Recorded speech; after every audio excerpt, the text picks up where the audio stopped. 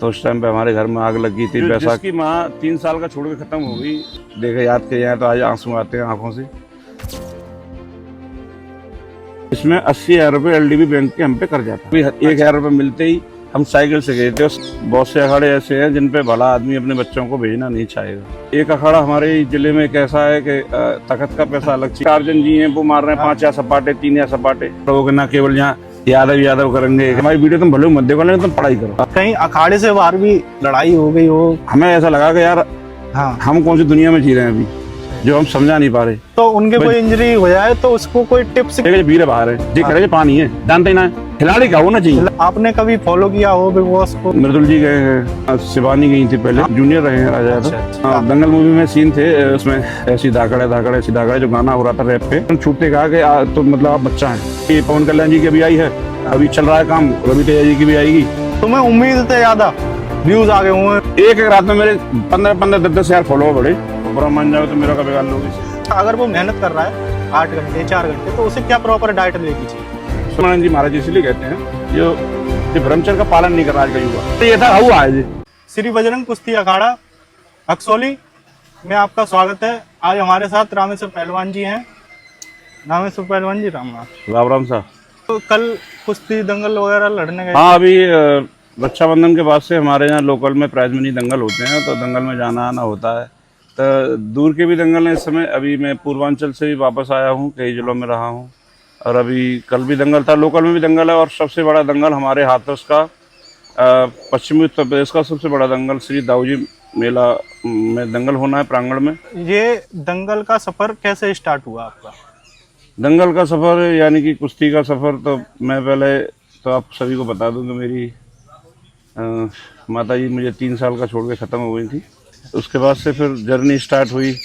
मेरी बुआ जी ने मुझे बचपन से पाला। मेरी जो बहन थी मुझसे छोटी थी, वो मेरी मौसी ने पाला, यानी ताई मौसी ताऊ जी ने पाला वो। तो हम दोनों मैं अलग रहा बुआ जी के पास अलीगढ़, और बहन मेरी गांव में रही। अच्छा। और कभी नानी के घर रही, तो पापा कभी दिल्ली गए, तो हम लोगों का परिवार बिखर सा गया था। आपको कैसे लगा कि मुझे दंगल से कुश्ती में आना? पढ़ाई से तो ये भी था, बुआ जी के यहाँ में रहता था। फूफा जी मेरे अपने टाइम के अच्छे पहलवान थे, ज़्यादा बड़े स्तर पर नहीं कर पाए वो भी, लेकिन अपने जोड़ के अच्छे पहलवान थे। अपने जो स्तर था उनका बहुत अच्छे पहलवान थे। श्री जगदीश यादव उस जग्गा पहलवान के नाम से फेमस थे वो। और गाय भैंस की डेयरी थी, और डेयरी पे हम लोग काम करते थे भैंस पर। अच्छा, जैसे आपने हमको बताया था कि मेरी दंगल की शुरुआत ऐसे ही लड़ाई वगैरह से शुरू हुई, एक जो आपने उस दिन किस्सा शेयर करा था हमारे साथ, तो ये मतलब आपने बोला था कि मेरा कोई इरादा नहीं था दंगल में आने का? दंगल का इरादा तो कुछ नहीं था। फिर मैं अलीगढ़ से वापस आया, फूफा जी के वहाँ से जब वापस आया, गर्मियों की छुट्टी में जो मोस्टली सब बच्चे आते ही हैं, तो मेरे यहाँ यहाँ मैं रहता हूँ, यहाँ से एक बाग का क्षेत्र स्टार्ट होता है। बाग होते हैं आम के। हाँ, उधर तो गर्मियों में हम लोग आते थे। पापा दिल्ली से वापस आने के बाद लीज पे लिया करते थे बाग। हाँ। तो बाग ये आम खाने के लिए आते हैं ना ज़्यादातर सब बच्चे वगैरह गाँव शहर से आते थे। तो उस टाइम पे आए थे। उस टाइम पे तैयारी चल रही थी। श्री महावीर पहलवान जी मेरे गुरु हैं। अच्छा। तो उनके बारे में थोड़ा सा बता दूं। वो अपने टाइम के 85 किलो में उत्तर प्रदेश चैंपियन रहे थे। अच्छा। आज वृद्ध हैं, और आज की जो भी है, आज मैं हूँ उन्हीं की देन से हूँ। उन्हीं की अच्छी बात, शिक्षा दीक्षा उन्होंने मुझे दी। प्रैक्टिस की तो बात जहाँ से स्टार्ट हुई कि मैं बस ऐसे घूमते घूमते अखाड़े पे चला गया था। अच्छा। तो अखाड़े पे चला गया, तो ज़्यादातर होते हैं अखाड़ों पर हंसी मजाक चलती है बच्चों में आपस में। तो हम भी ऐसे देखने लग गए, ऐसे खड़े होकर कोई आएगा तो देखने लग जाओ। जब देखने लग गए तो उन लोगों ने मुझे मिट्टी में अच्छा जबरदस्ती से, जैसे होता है ना आजा आजा आजा आजा आजा, तुम जबरदस्ती तुम्हें कपड़े वपड़े मेरी मिट्टी में कर दिए। अच्छा, मैं वहाँ से गया घर पे जाके कह दी पापा से ताऊ से, कैसे ऐसे उन्होंने मुझे ज़बरदस्ती कर दिया है। तो फिर हमारे गुरुजी ने लड़ाई ना हो उसको उस वे में, ऐसे नहीं कि ये पहलवान हो जाएगा। अच्छा, उसको ऐसे कहा कि टाल दी बात कि लड़ाई ना हो, कि तुम्हारा बच्चा तो पहलवान हो जाएगा, पहलवान होने लायक है। उनके मुंह से उस दिन निकल गई। उसी को धारणा बना के हम, मेरे ताऊ जी श्रद्धेय श्री स्वर्गीय श्री रामवीर सिंह मेरे ताऊ जी थे, इस दुनिया में नहीं है, और लेकिन उनकी उनका आशीर्वाद मेरे साथ है। वही उस दिन लंगोटी लेके आए और उन्होंने फिर अच्छा, सबसे बड़ा योगदान आपके ताऊ जी का है दंगल में आपको लाने कुश्ती में लाने का या पहलवानी में लाने का, मेरे समय पे साथ देना ताऊ जी ने सपोर्ट भी किया, मेंटली सपोर्ट किया। उस समय तो परिवार में हम बहुत ज़्यादा गरीबी और उन सब चीज़ों से जूझ रहे थे, तो इससे ऐसे में भी उन्होंने बहुत से लोग हमारे खास रिश्तेदार, आस पड़ोस के लोग, हमारे व्यवहारिक लोग भी कहते थे भाई इतने 2 बालक हैं तुम्हारे में और विजय। अच्छा, आप 2 भाई थे? हाँ, हम भाई तो 5 हैं। अच्छा, 5। माँ बाप ताऊ जी हम सब सहमत रहते थे। हाँ, तो वो ताऊ जी मुझे अपना बेटा ही मानते हैं। जब तक वो रहे तब तक मुझे अपना बेटा माना, और मेरी ताई जी हैं वो भी मुझे अपना बेटा मानती हैं, आज भी हैं वो। तो वो उन्होंने मतलब ये तो 3 लोग तो छोटे थे, हम 5 भाई हैं। जैसे मैं, मुझसे छोटा विजय छोटा सोनू छोटा अरविंद छोटा अनुज। अच्छा, आप बड़े हो भाइयों हाँ, में? मैं सब में बड़ा हूँ, भाई बहनों में सब में बड़ा हूँ। अच्छा, सब भाई बहनों में सबसे बड़ा? हाँ, 2 बहनें हमारी। धीरे धीरे उन्होंने स्टार्टिंग कराई, लेकिन ये सब 3 बच्चे तो बहुत छोटे थे। हाँ। तो हमसे ये कहने लगे रिश्तेदार कि भाई ये तो इन्हें दिल्ली या कहीं कमाने के लिए भेज दो, 4-4 रुपये तो लांग गई। हाँ, सही बात है। अब गांव में यही होता है कि सबसे बड़े बेटे पे जिम्मेदारी आ जाती है पूरे घर की। तो घर पे ताऊ जी ने कहा भाई कमाने की तो पूरी उम्र पड़ी है, हम तो पहले खवाएंगे। और उनका ये कहना था खाना पीना या खिलाना कभी बेकार नहीं जाएगा, उनका ये मानना था। हाँ। तो मुझसे ये कहते थे कि जमाना कहता है, लेकिन हम जमाने को बिल्कुल नज़रअंदाज कर रहे हैं, लेकिन ऐसा ना हो रामेश्वर आगे आने वाले समय में तो लोग हमसे कहें कि हम तो ऐसा कहते थे, ऐसा हो जाएगा। पहलवानी का मीन्स उनका ये था कि पहलवान ज़्यादातर मोस्टली आपने देखा भी होगा कहीं ना कहीं बैड हैबिट में, हाँ, गुंडागर्दी में और वैसी चीज़ों में लिप्त रहते हैं। हाँ। तो और ये आपको भी पता है, कोई भी भला आदमी नहीं चाहेगा कि इन चीज़ों में हमारे बच्चे इस लाइन में। आज भी हमारे हाथरस में और खासकर मथुरा में ज़्यादा ये चीज़ चल रही है, दंगल। हाँ, किसी अखाड़े का नाम लूँ तो अच्छा नहीं लगेगा। हाँ, नहीं। क्योंकि बहुत से अखाड़े ऐसे हैं जिन पे भला आदमी अपने बच्चों को भेजना नहीं चाहेगा। तो इसका सबसे बड़ा रीजन क्या है कि लोग अपने बच्चों को कुश्ती या अखाड़े से दूर रख के जिम जाने के लिए भेज रहे हैं? जिम जाने के लिए उनका ये है कि भाई अपना आके अपना बिजनेस देखेगा या फिर पढ़ाई करेगा। जिम का तो शाम सुबह का टाइम है। हाँ। पहलवानी को लोगों को लगता है कि पहलवानी करेगा तो ये, क्योंकि मैंने पहले आपसे बता दिया धारणा ऐसी बन गई है कि भाई पहलवान बनेगा तो मोस्टली गुंडे बनेगा, बदमाश बनेगा, इनकी वजह से पूरा परिवार तबाह हो जाएगा। अच्छा, इसमें लाइफ सिक्योर भी नहीं है। एक दृष्टिकोण से देखा जाए तो लोगों को लगता है लाइफ सिक्योर नहीं है, लेकिन मेरा अपना मानना है अगर कोई पहलवान पहलवानी करे, बच्चा पहलवानी करे, साथ साथ पढ़ाई करे, तो ऐसा नहीं लगता कि वो कामयाब नहीं होगा। कामयाब जरूर होगा। पूर्वांचल में देखिए और पश्चिम में देखिए, हरियाणा को देखिए, आज तो सब लोग नौकरी के लिए पहलवानी करते हैं और पहलवानी से नौकरी लेते हैं। DYSP हो गए, कहीं TT रेलवे में हो गए, एयरफोर्स लेती है, तमाम ऐसी सुविधाएं हैं सरकार की। आज एक छोटे से गांव से ये सब मेरे गुरुजी श्री महावीर सिंह जी की प्रेरणा से हुआ है। पहले अखाड़ा चौराहे पे हुआ करता था, अक्सौली चौराहे पे। तो अक्सौली चौराहे पे थोड़ा सा कंजेशन एरिया हो गया, भीड़ भाड़ ज़्यादा हो गई, लोग रहने लगे। तो जहाँ लोग रहते हैं उस परिवेश में पहलवान माताएं बहनें भी रहती हैं। तो कहीं ना कहीं फिर उनको ऑड लगता है कि भाई हम लोग नंगे हैं, ऐसे है। तो गुरुजी ने कहा कि पहलवान इसको दूसरी जगह शिफ्ट किया जाए। जब मैं थोड़ा बड़ा अच्छा पहलवान होने लगा और अखाड़ा बनाना इसलिए भी ज़रूरी हो गया हमें क्षेत्र में कि यहाँ से प्रतिभा निकल सके, हम नर्सरी स्टार्ट कर सकें, बहुत अच्छे पहलवान दे सकें। तो इसका एक प्लेटफॉर्म होना बहुत ज़रूरी था। पहले वो थोड़ा छोटा था वहाँ, और वहाँ ज़्यादा भीड़ भाड़ यानी कि फैमिलीज रहने लगी, तो वहाँ पे पहलवानों का रहना उचित नहीं था, इसलिए हमने फिर इसको यहाँ शिफ्ट किया। और गांव मेरा बता दूं 130-120 वोट है।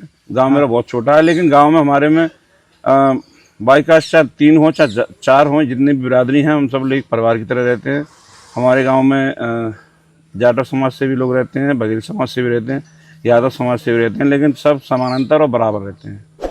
तो जैसे कि आपके यहाँ आता है कोई नया बच्चा है, तो उसका कोई फीस वगैरह या ऐसी कुछ कोई अखाड़ों में चलता है ये? बहुत ज़्यादातर सभी अखाड़ों पे चल रहा है।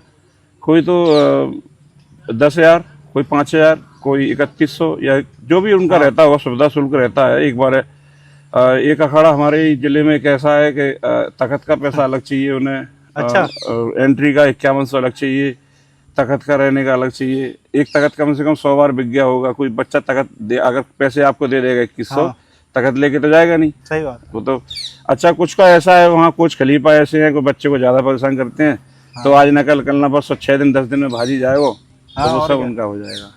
तो हमारे यहाँ ना तो कोई फीस है, मैं फिर बता दूँ आपको, हमारे यहाँ ना तो कोई सिखाने का फीस है, ना कोई रहने का फीस है, और बिजली पानी जितनी भी सारी सुविधाएं हैं, एसी भी है, समझ आप देख ही रहे होंगे अखाड़े को। तो यहाँ हमारे यहाँ कोई ऐसा नहीं है कि कोई चार्ज है किसी तरीके का, और ना ही किसी जाति विशेष से, ना ही किसी जाति धर्म से हमें कोई मतलब है। बस पहलवान है, पहलवान है तो पहलवान की बरादरी पहलवान ही है। हाँ जी, आपने बोला जाति धर्म, आजकल बहुत चल रहा है कि आप इस जाति से आते हो तो यहाँ पर मत करो, या ये हमारा झंडा है, या हम इस जाति से तो हमने अपना ग्रुप बना लिया। तो आपने ये अच्छा करा कि सब जातियों ना मेरे पास, मैं आपको ये बता दूं, मेरे पास तो सब जाति सर्व धर्म के लोग रहते हैं, और मुझे प्यार भी उतना ही करते हैं, बहुत प्यार करते हैं। और मेरी सोशल मीडिया अकाउंट से भी, या मेरी इतनी वीडियो हैं जितने प्लेटफॉर्म है, ना तो मैंने कभी जातिवाद को बढ़ावा दिया, और ना किसी के धर्म को मैंने नीचा कहा, ना मैंने ऐसा कहा कि वो फलाना धर्म खराब है। भाई आपका धर्म है बहुत अच्छा है, आप रहिए, हमारा धर्म है हम बहुत अच्छे हैं, हम अपने हिसाब से हैं। ये अच्छी बात है। जैसे आपने अभी कहा कि सोशल मीडिया, तो ये एक गांव से आप आते हैं और एकदम सोशल मीडिया पे छा जाना, और आप अब कहीं पे भी सर्च करेंगे रामेश्वर यादव पहलवान जी, तो सबसे ज़्यादा आपका नाम आना, ये कैसे शुरू हुआ? हाँ ये ऐसा, ये ठाकुर जी की देन है, ये राधा रानी की असीम कृपा रही हम पर। और ये आज से ही नहीं, मैं बहुत दिन से फेसबुक और ये सब चीज़ चलाता था, क्योंकि ये एक वेल मैनर्ड और वेल एजुकेटेड पहलवान होता मैं, अगर मेरी परिस्थिति खराब ना होती तो। थोड़ा उस पर जाएंगे। हाँ, मैं सब में पढ़ा लिखा पहलवान था, बहुत अच्छा, मैं पढ़ने में बहुत होशियार अच्छा, था। आप अपनी क्लास के सबसे अच्छे बच्चे थे, पढ़ाई लिखाई में, बैक वेंचर नहीं थे? ना ना ना। अच्छा थोड़ा मेरी परिस्थिति ऐसी रही कि घर परिवार में मेरा थोड़ा सा माहौल ऐसा रहा, हम लोग छोटे थे तो उस टाइम पे हमारे घर में आग लगी थी। बैसाख के बाद में जो गेहूँ सब जल के राख हो गए थे, घर पे ले गए थे ना, तो सब जल के राख हो गए थे। बैसाख के जो बाद में 2 भैंस भी ख़त्म हुई थी, तो हम एज ए रिफ्यूजी टेंट लगा के रहते थे, ऐसे रेफ्यूजी रहते हैं। अच्छा, गांव में के जो घर परिवार के सारे मतलब उसी में रहते थे, या फिर मतलब मैं बता दूं, हम 5 भाई 2 बहनें, मेरे ताऊ ताई और मेरे पापा जी, सब वहीं रहते थे। उस समय हमारी दादी भी थी जब आग लगी थी। तो जो चीज़ बाहर रह गई थी, जैसे मान लो जूता रह गया या कोई बर्तन रह गया, वही बचा था, बाकी सब जल के राख हो गया। बहुत नुकसान क्या है, हमें पता है, हमारे उन दिनों को देखे याद किए हैं तो आज आंसू आते हैं आंखों से। और मन भी थोड़ा सा भर रहा है, मेरा गला भरा जा रहा है, क्योंकि वो दिन याद करते हैं तो बड़ा मुश्किल हो जाता है। अब ये होता है ना कि जब आप पूरी साल मेहनत करके अपना पूरे आगे अगले साल की तैयारी करो, और जब कुछ ना बचे तो एक इंसान टूट जाता है अंदर से। टूटने का ये भी था, हमें सुबह को पता नहीं थी हमारे घर शाम को खाना बनेगा या नहीं बनेगा। अच्छा, ये तो बहुत बुरा हुआ। बहुत ज़्यादा स्ट्रगल किया हम लोगों ने। उस टाइम ऐसा कोई व्यक्ति या ऐसा कोई रिश्तेदार जो आपकी मदद के लिए आगे आया हो? भरोसा सबने दिया, दिलासा देते थे, साथ किसी ने नहीं अच्छा, साथ किसी ने नहीं दिया? हाँ, उस समय दिलासा देते थे, और उनका भी शुक्रिया है, उन्होंने हमें अपने पैरों पर खड़ा होना सिखाया। अगर हो सकता है उस समय वो हमारी बैसाखी बन जाती तो हम लंगड़े रह जाते। बहुत बहुत धन्यवाद हो उन लोगों का भी, जिन लोगों ने हमें उस समय भी ट्रोल किया। बहुत बहुत धन्यवाद उनका, जिन्होंने हमारे मुंह पे कह दिया कि आप कुछ नहीं कर पाओगे। बहुत बहुत आभार है आपके माध्यम से उनका, अगर सुन भी रहे होंगे और वो पहचान भी लेंगे मैं किसके लिए बोल रहा हूँ, तो उनका भी बहुत बहुत आभार है भाई। आपने किया, अच्छा किया भाई, आपका ये भी एक योगदान रहेगा। ये आपका भड़कपन है। जैसे कि आज का टाइम ऐसा है कि आपने अगर किसी के बारे में एक गाली भी दे दी तो उसका बदला लेता है, और आपके साथ इतना बड़ा वाकया हो गया, फिर भी आप इतना कि भाई जो भी करा वो सही है। उस गरीबी में, उस स्ट्रगल के ज़माने में जब हम पहलवानी करते थे, धीरे धीरे हमने अपना पहलवानी नहीं छोड़ी। और पहलवानी का मीन्स ऐसा रहा कि 40 से 45 गाय हमारे घर पे थी। अच्छा। घर पे जैसे गाय भी ऐसे हुई, जैसे हमारी 2 भैंस खत्म हो गई तो अब भैंस लेने की स्थिति में नहीं थे हम लोग। ज़्यादा थे तो दूध जरूरी है भाई, दूध नहीं पिएगा गांव में बच्चा तो कैसे रहेगा, छोटे छोटे बच्चे थे। अच्छा, आज का जो ज़माना है, लोग शहरों में रहते हैं, घोंसलों में रहते हैं, दूध नहीं पिलाते उनके बच्चों को। आज भी दूध की बहुत ज़रूरत है। हाँ। आप हो सकता है कि आप कितनी भी ऊंचाई पहुंच जाएं, लेकिन देसी खान पान से जुड़े रहिएगा। और ये कोरोना काल आया था, उसमें बता दिया लोगों ने, कोरोना ने बता दिया था कि आप ज़मीन से जुड़े रहिए और जब भी आप रह सकते हैं। ये ज़मीन मीन्स गांव से। हाँ, गाँव। तो हम लोग गांव में अभी भी रहते हैं। और उस समय ये था कि दूध की ज़रूरत थी, तो जैसे आपकी गाय कम दूध दे रही है तो आपने छोड़ दी, हमने पकड़ ली। किसी और ने छोड़ दी तो वो हमने ले ली, कोई हमें अपने आप दे गया। फिर ऐसा हो गया कि क्षेत्र से गाय लोग हमारे यहाँ छोड़ जाते थे, चाहे दूध दे या ना दे। असली गौरक्षक तो हम ही थे। तो हमने उसका चारा, जो 40 से 45 गाय हैं, उनका जो चारा हम लोग मतलब हाँ, हाथ से कूटते थे, और हाथ से ऐसे नहीं कूटते थे कि हमारी एक्सरसाइज हो जाएगी। उस समय वास्तव में इतनी परेशानी थी कि डीजल और इंजन और डीजल के हमारे पास पैसे भी नहीं थे, तो हाथ से ही चारा कूट के हमने उनको खिलाया। सर्दी बरसात जाड़े सब तरीका, हरा चारा भी कूटा, प्यार भी कूटा, जो चरी होती है जैसे सूख जो जाती गन्ने है। ऐसी होती है, लोगों को नहीं पता होगा, जो शहर के लोग कोई बात ना है, आजकल तो सब इंटरनेट का जमाना, सब जान रहे हैं। सर्फ सर्च करते हैं। हाँ, तो वो हमने सूखी भी कूटी है भैया। तो हाथों से जो मेरे कॉलर हैं, या जो मेरी जो ये ऊपर का अपर बॉडी है, ये कभी कुश्ती में आपने देखा भी होगा, कुश्ती हार जाना अलग बात है। हाँ, अभी कोई कहने लगा हम कभी नहीं हारे, ऐसा हो नहीं सकता, सब हारे हैं।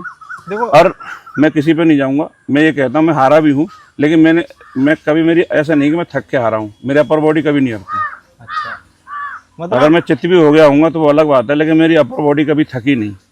जितनी लंबी कुश्ती चलेगी उतना ज़्यादा अग्रेसिव हो जाऊंगा। अग्रेसिव हो जाओ। जो गाय वगैरह पाली, तो आपने शुरू से ही स्ट्रगल किया? शुरू से ही? अरे भैया शुरू से स्ट्रगल, ये इससे बड़ा स्ट्रगल का होगा? जो जिसकी माँ 3 साल का छोड़ के खत्म हो गई, इसकी बहन 6 महीने की थी, उससे बड़ा स्ट्रगल क्या होगा? सही बात है। अबे मेरे अच्छा, मैं बड़ा हो गया, बुआ जी के यहाँ रहता था, तो वहाँ परिवेश ऐसा था कि मैं, मतलब उन्होंने बहुत कोशिश की मुझे पढ़ाने की, लेकिन वहाँ से जब आया तो फिर मुफलिस की परेशानी। अच्छा, उनका भी, मेरी बुआ जी का भी योगदान ऐसा रहा, भी उन्होंने मेरा सवाल के मैं 14 साल वहाँ रहा, तो जो वहाँ से जो मैंने पढ़ाई की उसको मैं आगे नहीं ले जा पाया।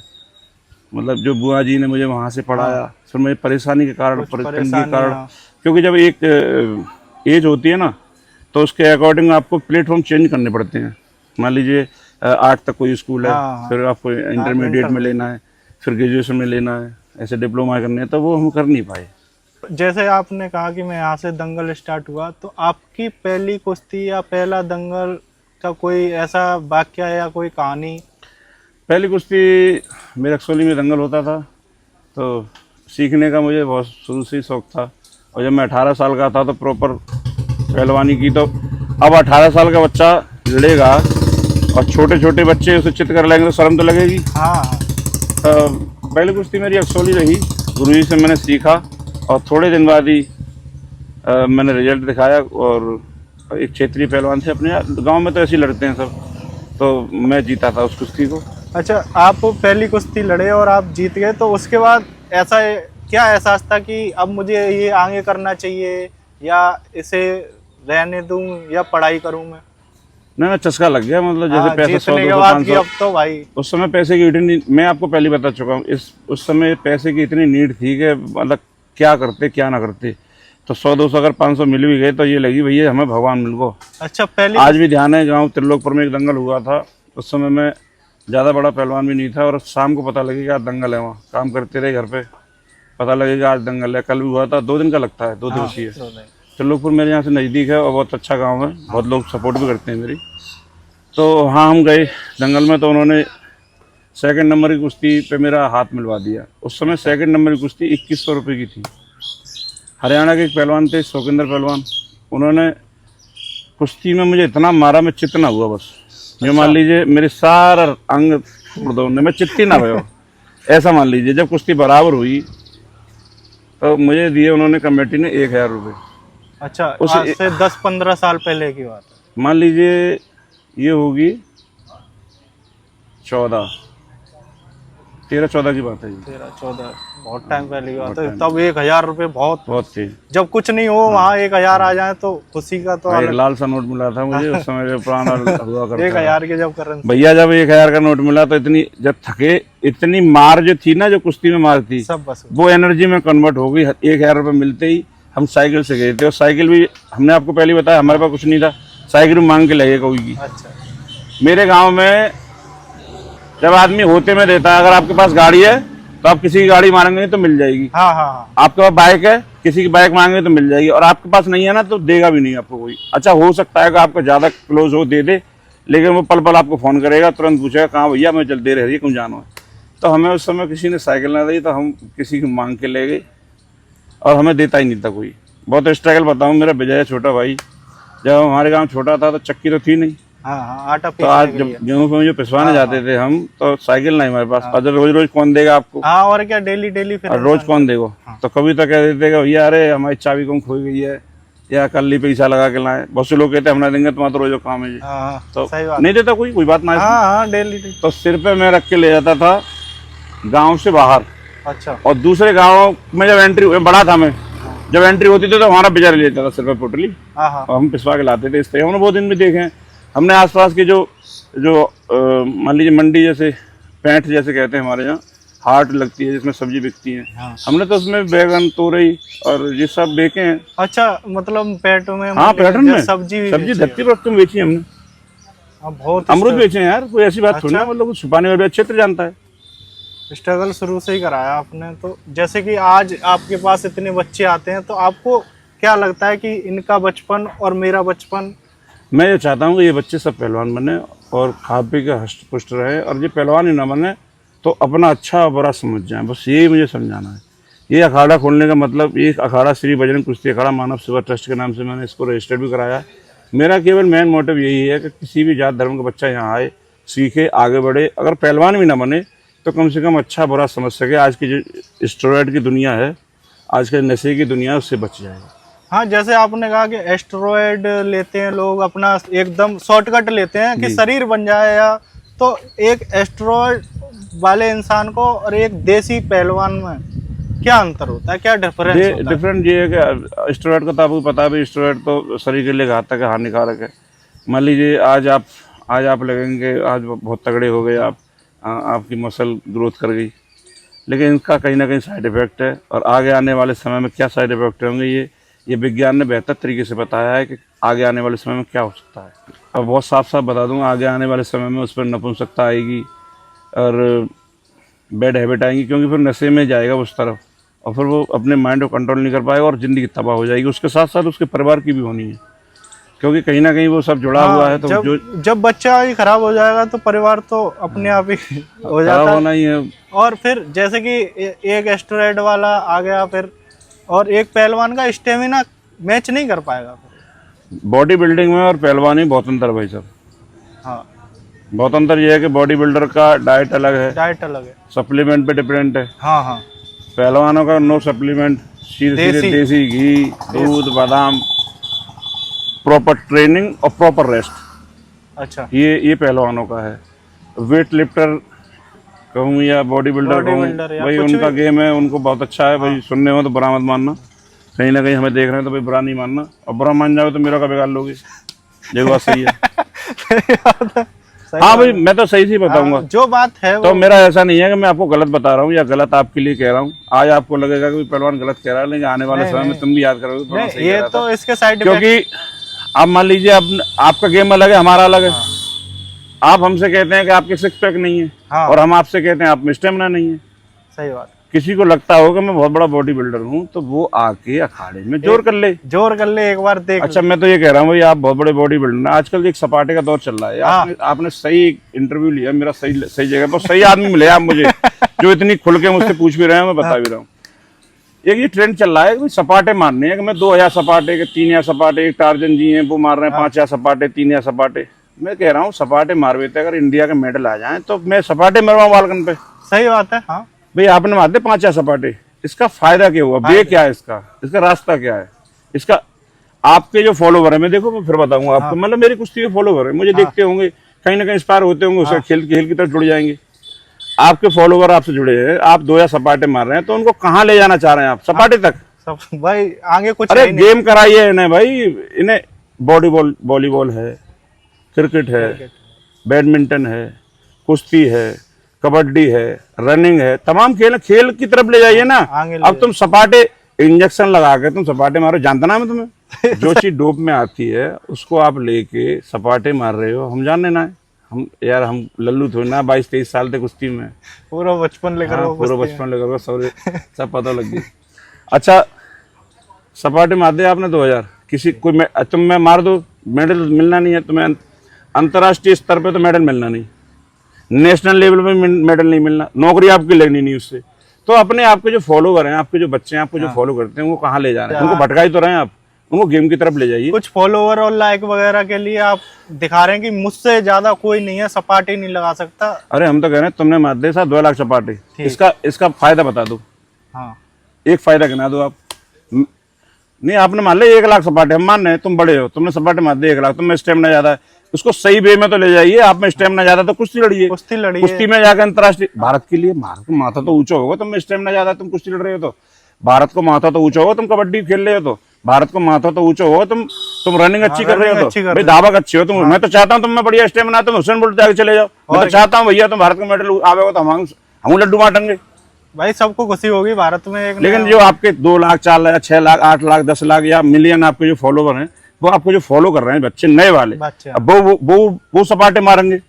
जब वे सपाटे मारेंगे तो आप सोचिए वो सपाटे मार के अपना जीवन ही तो खराब करेंगे। हाँ हाँ, और क्या, पढ़ाई कर नहीं पाएंगे बढ़िया, क्योंकि उनके दिमाग में जाइए कि मैं मारूंगा 2000 सपाटे, मैं फॉलोवर कमाऊंगा, मैं तो ये कहता हूँ आप कुश्ती कुश्ती मत करो। मैं ये नहीं मैं पहलवान हूँ तो मैं कुश्ती कह रहा हूँ, आप रनिंग कर लो, रनिंग कर लो। और तमाम भर्ती निकलती है, फिजिकल की सब में जरूरत है, सब में जरूरत है। और जब मैं जानता हूँ कि आपका फिजिकल मजबूत है तो मेंटली मजबूत आप जरूर होंगे। और मेंटली मजबूत और फिजिकली तो आप सब कहीं ना कहीं भर्ती होने, आप रुकने ही नहीं। अब भैया आप निखारा सपाटे मारोगे तो सपाटे की तो कोई प्रतियोगिता होती ही ना है। जैसी बच्चे को क्या, अगर वो मेहनत कर रहा है 8 घंटे 4 घंटे, तो उसे क्या प्रॉपर डाइट लेनी चाहिए? सुबह को सबसे पहले जगने के बाद प्रैक्टिस करेगा, तो प्रैक्टिस से पहले कुछ भी खा सकता है हल्का सा, आज सेब खा सकता है, केला खा सकता है, कोई भी फल ना भी खाए तो मुनक्का खा सकता है, कुछ भी ना खाए तो चने खा सकता है। ये तो सस्ती चीज़ें समझ जाएंगी, सब जगह मिलती हैं, ऐसी ना है कि मिलेंगी ना जी। उसके बाद में प्रैक्टिस करने के बाद बादाम पिएगा, रगड़ के छान के पिएगा। बीच बीच में मुनक्का भी पी सकता है छान के, जिससे कि मुनक्का ऐसे ग्लूकोज लेवल इससे बहुत ऊँचे चला जाता है, तो वो भी कर सकता है बीच बीच में। प्रैक्टिस करने के बाद बादाम पिएगा, बादाम पीने के बाद में अपनी डाइट अपने हाथ से बनाएगा, खाएगा पिएगा।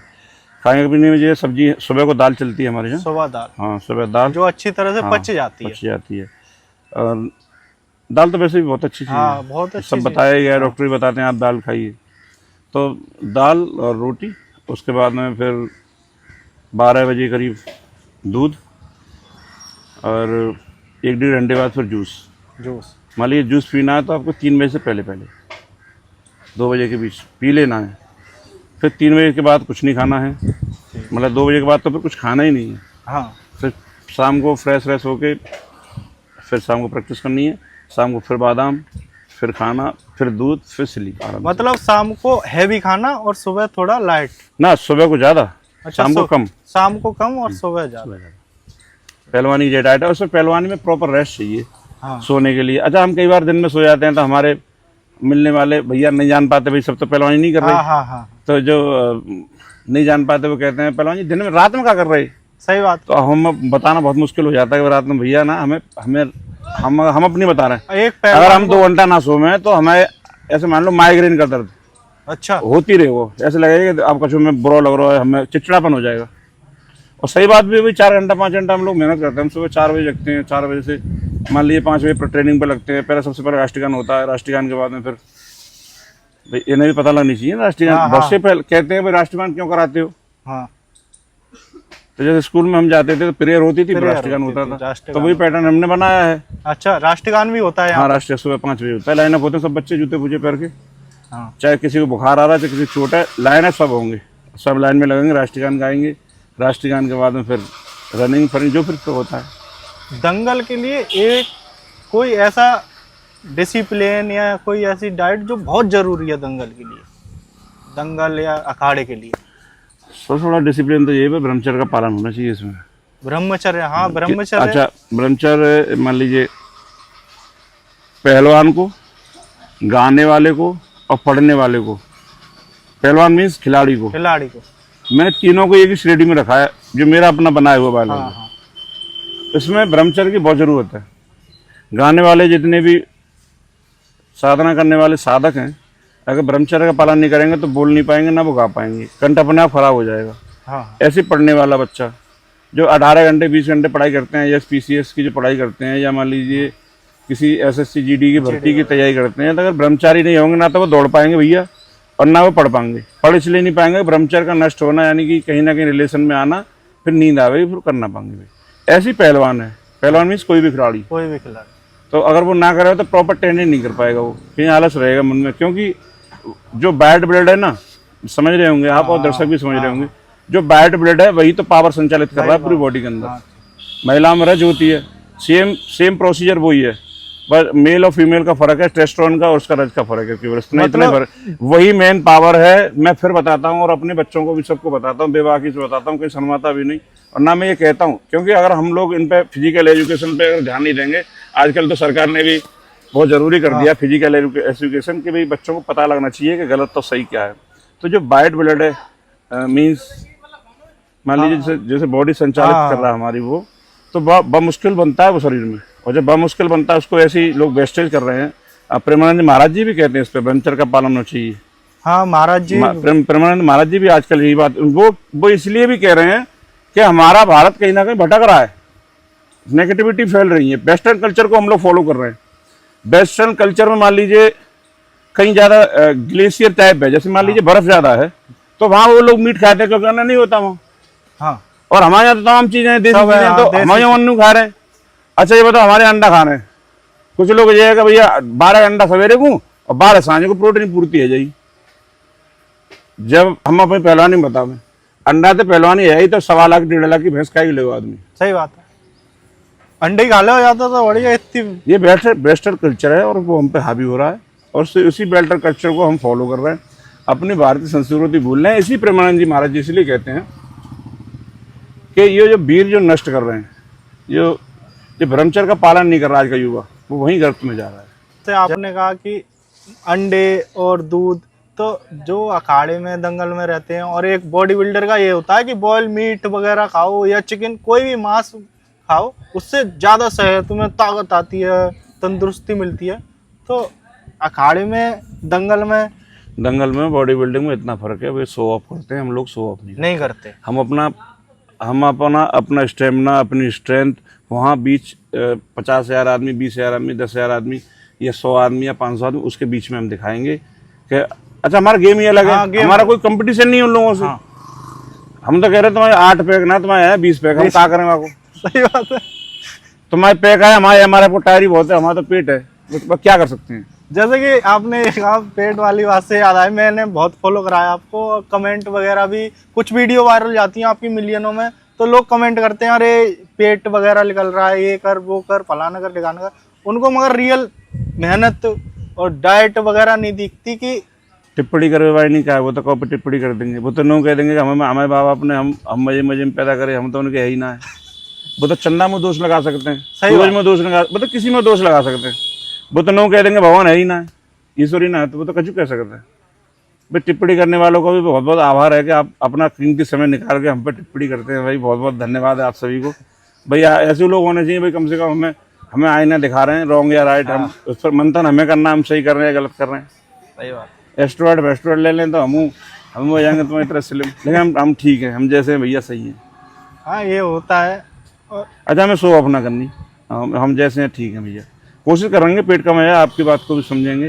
भाई जितने लोग हमें देख रहे हैं भाई, हम आपसे फिर कहेंगे, आपके माध्यम से कहेंगे भाई, आपकी बात को बिल्कुल प्रायोरिटी दी जाएगी और ध्यान दिया जाएगा। पेट कम करने की कोशिश करेंगे भाई, ना हो तो कोई बात ना, तो प्रतिक्रिया दे रही हूँ ऐसी। मतलब कि कोई ट्रोल, कोई बैड कमेंट से ना, कोई फर्क नहीं पड़ता ना, 1% फर्क नहीं पड़ता। ये तो अभी कोई नई बात हुई ना, जब मैं शुरू में स्टार्टिंग करता था, लोग मुँह पे कह जाते घर में चूहे भूखे मर रहे हैं, ये पहलवानी करेंगे, तब मैं उनका बुरा नहीं माना, तो इनका क्या बुरा मानूंगा। अच्छा, शुरू से ही बोधी लुगाई पूरे काम की भौजाई, वो सिस्टम है भाई। मान लीजिए मेरा नजदीक गांव एक, उनके कुछ एक महानुभाव थे, उन्होंने मुझसे मुंह पे कह दिया था उस समय स्टार्टिंग में, जब पहलवानी की 1-2 कुश्ती जीती, थोड़ा लाइन में आए, थोड़ा सही, तभी कह दिया अरे यार घर चूहा भूखे मर रहे हैं, ये पहलवानी करेंगे। तो उनसे क्या बहस करते हैं उनसे, तो बहस करने का मन भी कहा, तो लेकिन हमारा छोटा भाई जो विजय है वो बहुत माइंडेड आदमी है। उसने कहा कि भाई भैया इनसे अब कुछ ना कहनी, इन्हें कुछ करके दिखाना है। और वही लोग जब दंगल में जीतता था ताली बजाते थे, उनके घर कई बार केक जाके हमने काटी और हम 11 बजे पहुंचे ना तो 11 बजे केक कटी है। अच्छा वही लोग अच्छा। जो लोग हमारे खिलाफ थे, हमारी टिप्पणी करते थे, हमने उनको ताले बजाते देखा है। हाँ हमारी कामयाबी पे हमारी कामयाबी पे उन लोगों ने हमें माला पहनाई है। हाँ वही होता है कि जब अच्छा मुंह से जवाब क्या देना था उन्हें? मुंह से जवाब दे देते तो 2-4 बात और कहते, क्योंकि हम तो उस समय हमारी स्थिति नहीं थी कहने लायक। सही बात। हमारी स्थिति तो ऐसी है कि हम तो दयनीय स्थिति, हम क्या बताएं अपनी स्थिति की। जैसे कि आप कह रहे थे प्यार, आप राजनीति में जिला पंचायत दी लड़ी आपने। मैंने न लड़ी, पब्लिक ने लड़ाई है और पब्लिक ने चुनाव लड़ा। हमें ABCD भी नहीं पता थी इसकी। अच्छा मतलब कि आपको कैसे, मतलब कैसे हुआ कि आप दंगल से सही मायने में लॉकडाउन लग गो। अच्छा लॉकडाउन के टाइम, और जब लॉकडाउन लगा था तो अच्छे लॉकडाउन ने बता दी कि आप कहाँ खड़े हो। बहुतन की रोजी रोटी खत्म हो गई। बहुत लोग जा लॉकडाउन में छात्र प्रवृत्ति के लोग बन गए। जा लॉकडाउन में जो बेचारे रोजमर्रा जिंदगी जी रहे, उनकी जिंदगी तबाह है, वो कैसे जिए होंगे, क्या किया होगा। बहुत सी जिंदगी अभाव में ऐसे चली गई, संसाधन ना रहे, ना पैसा रहा, ना इलाज आ पाओ। बहुत से लोग ऐसे चले गए, इलाज नहीं मिला। तो इस कोरोना ने जो आया था उस समय लॉकडाउन जो लगा था, उसने अच्छे की रीढ़ तोड़ दी। बहुत से लोग यहाँ बन गए, सैनिटाइजर वाले जितने भी थे वो सब लोग बन गए, पानी बेच रहे उस समय। हाँ गुटखा वाले नरे बन गए भाई। तो कुछ ऐसे भी रहे, कुछ हम ऐसे भी रहे बेचारे का। पर अब जैसे मान लो किसी को मजदूरी करनी है, मान लीजिए मेरे खेत में काम करने आएगा, तो गांव देहात का तो माहौल ठीक था, चलो काम तो चली दो। ठीक है। हाँ। शहरों में तो बंद था वो भी। और जब मान लो कोई आदमी डिपेंड, शहरों से लोग पैदल आए, कोई छोड़े राजी ना उन्हें, अपनों की लाश को कोई छूने वाला राजी नहीं था। हाँ। तो उस समय जो कोरोना आया था तो उस समय सबकी नींद मिल गई। तो उस समय हम लोग यहीं पे थे, अखाड़ा उस समय बन चुका था। तो ये टायर हमारा साथी था, इस पे हम लोग बैठे रहते थे, कोई हमारे पास भी नहीं आता था और हम के पास न जाते, क्योंकि स्थिति ऐसी थी। तो अच्छा सरकार का भी गाइडलाइंस थी कि भाई कहीं जाना ही नहीं है। हाँ है ना। 4-5 लोगों से ज्यादा इकट्ठे नहीं। आपने एक देखा होगा, जब कोरोना आया था या लॉकडाउन लगा था, तो जो विजिबिलिटी है वो दूर तक का देखने लगी थी। हाँ क्योंकि पॉल्यूशन खत्म हो गया, पॉल्यूशन खत्म हो गया। विजिबिलिटी तो जो देखने की वो बहुत दूर तक देख सकते थे आप। तो उस टाइम पे हम लोग बैठे थे यहाँ, तो हमारे जो साथ में थे, हमारे बहुत से लोग हमारे शुभचिंतक थे, उन्होंने पहला चुनाव आ रहा है, चुनाव लड़ना है। तो मैंने भैया हमें तो मालूम ना ABCD चुनाव की, है ना, हम लोग मैनेज करेंगे। मैंने कि तुम मैनेज कर लिया, हम पे इतना पैसे ना है। सही बात। हम बहुत सी पार्टियों के पास गए, आसपास समझ दो टिकट कफेट का उन्होंने दी। टिकट नहीं मिली आपको? टिकट हमने खूब मांगी, सब पैसे मांगी, फिर काउंट दी ना हमें। न कहती पहले आना और पहले तुम सेवा करो। अच्छा। मैंने कहा जी 18-19 साल से, मान लीजिए 16-17 साल से क्षेत्र के लिए नाम तो कर ही रहे हैं, मतलब बुरा तो हमने किया ही नहीं किसी का। अच्छा जब तक पहलवानी करी तब तो लोगों के, चाहे हमें माने बच्चा भी 2 दिन बड़ा हो, हम तो आगे पैर छू लेते हैं। तो कोई ऐसा ना हो भाई तुरंत पैर छू रहे हैं कहोगे। तो पार्टी ने कहा भाई आप पहले, हमने लोगों को और को कह दिया है आपको नहीं टिकट मिल पाएगी। और लगभग सभी पार्टी थे, कही हमने पैसा मांगे हम पे। मैंने कहा भैया पैसे नाम पे। तो फिर चुनाव ऐसे ही लड़े हम सीधे, ना हमारे पास कोई लीडरशिप थी, ना कोई पुराना अनुभव था। सभी साथियों ने, जब हम आगे बढ़े, साथी भी आगे बढ़े, तो फिर क्षेत्र ने कहा कि पहलवान को चुनाव जिताना है। तो फिर आम वोटर जो है, जो बेचारे अपना काम से काम रखते हैं, उन लोगों ने फिर चुनाव लड़ा। और चुनाव का खर्चा मेरा 2,70,000 रुपये मात्र आया था, जिसमें 80,000 रुपये LDB बैंक के हम पे कर्जा था। अच्छा। पुराना कर्जा जो चलता है ना, जो माफ नहीं हुआ था। हाँ। तो उसको लगा के 2,70,000 रुपये चुनाव में खर्च हुए थे। पूरी शराब किसी ने मांगी नहीं, और हम इतने बढ़िया, हमने कहा दही नहीं।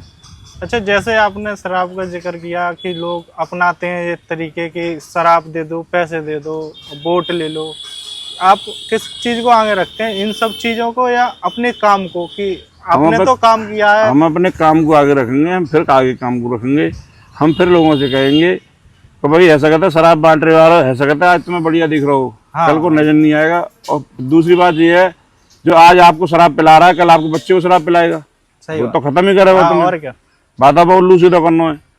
तो जो आज तुम्हें शराब पिला रहा है, तो उससे आप कल को कह भी नहीं सकते कि हमारा काम करा दो ये वाला। काम कराने को बताऊं, जिला पंचायत कोई बहुत बड़ा पद नहीं होता है। अच्छा। हाँ, ये बहुत ऐसे ही है, दूसरे पे आश्रित रहे। ऐसे मानिए परजीवी, जैसे कि अगर माननीय अध्यक्ष चाहें तो क्षेत्र में काम होगा, अब माननीय अध्यक्ष जी ना चाहें तो ना काम होगा। अच्छा, आपके हाथ में इतना रहता है कि वो कहें मैं कुछ ये दे सकता हूँ कि साहब इस चीज को क्लियर पास मैं बहुत साफ बता दूं, यहाँ पे जिला पंचायत सदस्य, बीडीसी मेंबर बिके बिकता होता है ओनली बस। जब अच्छा बिक के चाहे तब कितने में कुछ मिल जाए, चाहे आसपास में मिल जाए, चाहे फ्री में दे दो, सुनाएगा कोई क्या होगी ना बाद में फिर। और ये हमारे जिले ने प्रूव कर दिया है, हाथरस जिले ने प्रूव कर दिया है कि भाई जो चाहेंगे वही काम होगा, अन्यथा और कोई काम जो अध्यक्ष चाहेंगे, चाहे किसी भी पार्टी के रहे हों अध्यक्ष, हाँ हाँ जो चेयरपर्सन हो वहाँ, हाँ तो वो किसी भी पार्टी के रहे हों, वो चाहेंगे तो काम होगा, अन्यथा काम नहीं होगा। और चुनाव का ऐसा रहा, हमारे पास लीडरशिप थी नहीं, बस ऐसे चुनाव लड़े। हम तो ऐसी जगह भी चुनाव वोट मांगे चले गए जहाँ हमारा वार्ड ही नहीं था, हाँ हाँ तो जानकारी नहीं थी, परसिमेंट की जानकारी नहीं थी, तो हम 1 नंबर वार्ड में चले गए, 2 नंबर वार्ड आता था हमारा, हम 1 नंबर वार्ड में चले गए वोट मांगते मांगते। किसी ने कहा भैया ये तो 1 नंबर में आता है, तो मैंने कोई बात ना भैया 5 पत्ता में प्याद दो, हमें जान दो। तो हमारे को ये भी नहीं था, ये पहाड़पुर अपना गोपी के पास में पहाड़पुर है, तो वहाँ हम जा रहे थे वोट मांगने, बीच में हम उस समय नहीं पता थी हमारे विरोध में लोग, तो वो विरोधी कुछ में मिल गए, उन्होंने कि ये काम तो अलीगढ़ में आता है, तुम यहाँ कहाँ जा रहे हो? तो हमने अब ठीक है भैया ना जा रहे, हमने भैया गाड़ी वापस कर लो, क्यों कि ये तो अलीगढ़ में आता है। तो हमें परसिमन की भी जानकारी नहीं थी कि कौन सा वार्ड हमारे में है, गाँव नहीं है, तो हमने उससे उस चीज पे चुनाव लड़ा हमने। तो जैसे आपने कहा कि मैं कुछ नहीं जानता था ना, वास्तव में मैं बता रहा हूँ, ये ना है कि मैं कुछ बन के दिखा रहा हूँ, लोगों ने चुनाव लड़ा था, हमें पता भी नहीं थी कि हम जीतू जाएंगे। कोई हमसे अगर रात को कहे तुम जीते आओगे तो बहुत खुश, कोई हमसे कहे तुम्हें 500 वोट पड़ेंगे तो बहुत दुखी। खोने के लिए हमारे पास तो कुछ था भी नहीं। हाँ हाँ हम हाँ इस सद पे भी लड़े कि हमारे पास खोने के लिए था नहीं। अच्छा जो कुछ था हमारा नेम फेम था, इसके अलावा तो हमारे पास कुछ था नहीं। और हमने जी कह दिया हम लोगों से, भैया हमारा मान सम्मान बचा लो, ऐसा ना होगा हमने बस जीवन भर आपके क्षेत्र को और आपको नाम करो है, तो भैया ऐसा ना होगा हमारी बेइज्जती है जाए। जैसे आपने कहा कि मान सम्मान, आपको लगता है कि मैं किसी को नहीं जानता या मुझे कोई नहीं जानता, जब आप चुनाव लड़े थे तो पूरे क्षेत्र में हल्ला था, भले ही आपको इस चीज की पता हो ना पता हो, हम हैं इस क्षेत्र के, तो वास्तव में ना मालूम भैया, सबको पता था कि हाँ इस बार पहलवान जी लड़ रहे हैं और उन्होंने हमारे क्षेत्र का नाम करा है कि अगर सिकंदरा मुझे अगर वोट मिला तो उसी पे मिला था कि क्षेत्र सिकंदराबाद क्षेत्र का, अपने आसपास क्षेत्र का, उस आदमी ने नाम किया। कुछ लोग मुझसे पहले मिले थे, चाहे मैं कहा वो ना जानूं, मेरा ये भी है जैसे मैं किसी को नहीं जानता मान लीजिए, और कोई मेरे द्वार पर रात में आ जाए, दिन में आ जाए, कैसे हुआ, या मैं कहीं किसी के पास गया, तो बात है ऐसे कहूँ ना मालूम पर एक बार कि मैं इसे जानता नहीं हूँ। हाँ अच्छा मैं इतना तो पूछ ही सकता हूँ इंसानियत के नाते कि भैया आप कैसे हैं, कैसे हैं, फिर जब कोई बात बढ़ेगी तो मैं बेबाकी से कहता हूँ भैया पहचान ना पाओ। अच्छा इसमें क्या शर्म है? सही बात, किसी का सम्मान करने में कोई मैं तो मान लीजिए यहाँ भारत केसरी बना 2 बार, उत्तर प्रदेश चैंपियन 3 बार रहा, 16, 17, 18, 19 में भारत केसरी बना, 25 में फिर भारत केसरी बना, हाँ अभी पूर्णिया बिहार में बना था। उसके बाद में पहले आमिर खान जी की दंगल में काम किया था, मैंने लक्ष्य स्पोर्ट्स स्कूल का एक ऐड भी किया है, शायद आपने देखा हो, टीवी पे चला था। अभी पवन कल्याण जी की मूवी रिलीज हुई है, तो वो भी मैंने करी है। क्षेत्र में भी नाम है, सदस्य जिला पंचायत भी अभी हूँ वर्तमान में। मैं ऐसी स्थिति पे आने के बाद भी झुकाव है लोगों में, कोई मुझे पूछे या मुझे छोटे बच्चा भी जाके सेल्फी के कहे या कोई काम के मैं सुनता हूँ। आज की स्थिति देख रहे हैं आप, ने कॉलर ने ऊंचे हैं तो तुम्हें बातें दूर रहना पड़ेगा, ऐसे चलेगा। सोशल मीडिया का फेम, जिन तुमने देखा भी होगा मेरी रील्स में, हाँ। जिनके बेचारे इनके 100 फॉलो करना है, मैं उन्हें भी कोलैब करता हूँ। सही बात है, हाँ वही आपकी चीजें आपको बड़ा बनाती हैं कि आपका एक लॉयल और एक हम्बलनेस की सबका आदर सम्मान करना। सोशल मीडिया ये सब चीज बाद में है, पहले इंसानियत है। ये मान लो कल को बंद हो जाए फिर लोग भूल गए हैं इस भ्रम में कि हमारे इतने फॉलोवर हो अरे फॉलोवर काहे गए जी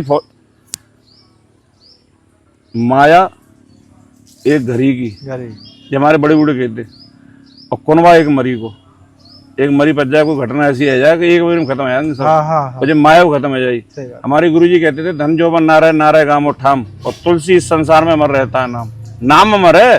तुम अपने मन में खुद बनाओ, तुम जो सोचोगे मेरे तो 5 मिलियन है फॉलोवर, फिर क्या हो, क्या हो गया?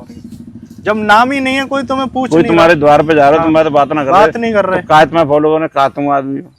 सही बात है। जब तो मुझसे मुँह तो कोई नौके भाई पहलवान जी मेरे मुँह कॉल कर लें वीडियो में, तो हम तो 100 फॉलोवर ना हो तो कर लेते, कोई दिक्कत ना हमें। जब इंसानियत ही नहीं कमाई तो फॉलोवरों का क्या फायदा? अच्छा क्या फायदा? अच्छा जो रहना है मन में, मन में रखो ना भाई, ऐसे कहीं दिखा रहे हो कि भाई हम बहुत बड़े आदमी हैं, ऐसा है नहीं। दुनिया में राजा हो या फकीर, सब जाए घाट पानी पीने। जैसे सोशल मीडिया का नाम आया तो ये इसका मतलब आपको स्टार्ट करने के पीछे किसी एक का साथ हो या किसी एक का भाई का घर में कि किसी ने बताया हो, परिचित कराया हो कि भाई मैं अपने आप ही- फेसबुक तो बहुत दिन से चलाता हूँ। हाँ जब फेसबुक का चलन ऐसा था कि नोकिया का फोन हो 3G, वहाँ में चलाता हूँ मैं फेसबुक है।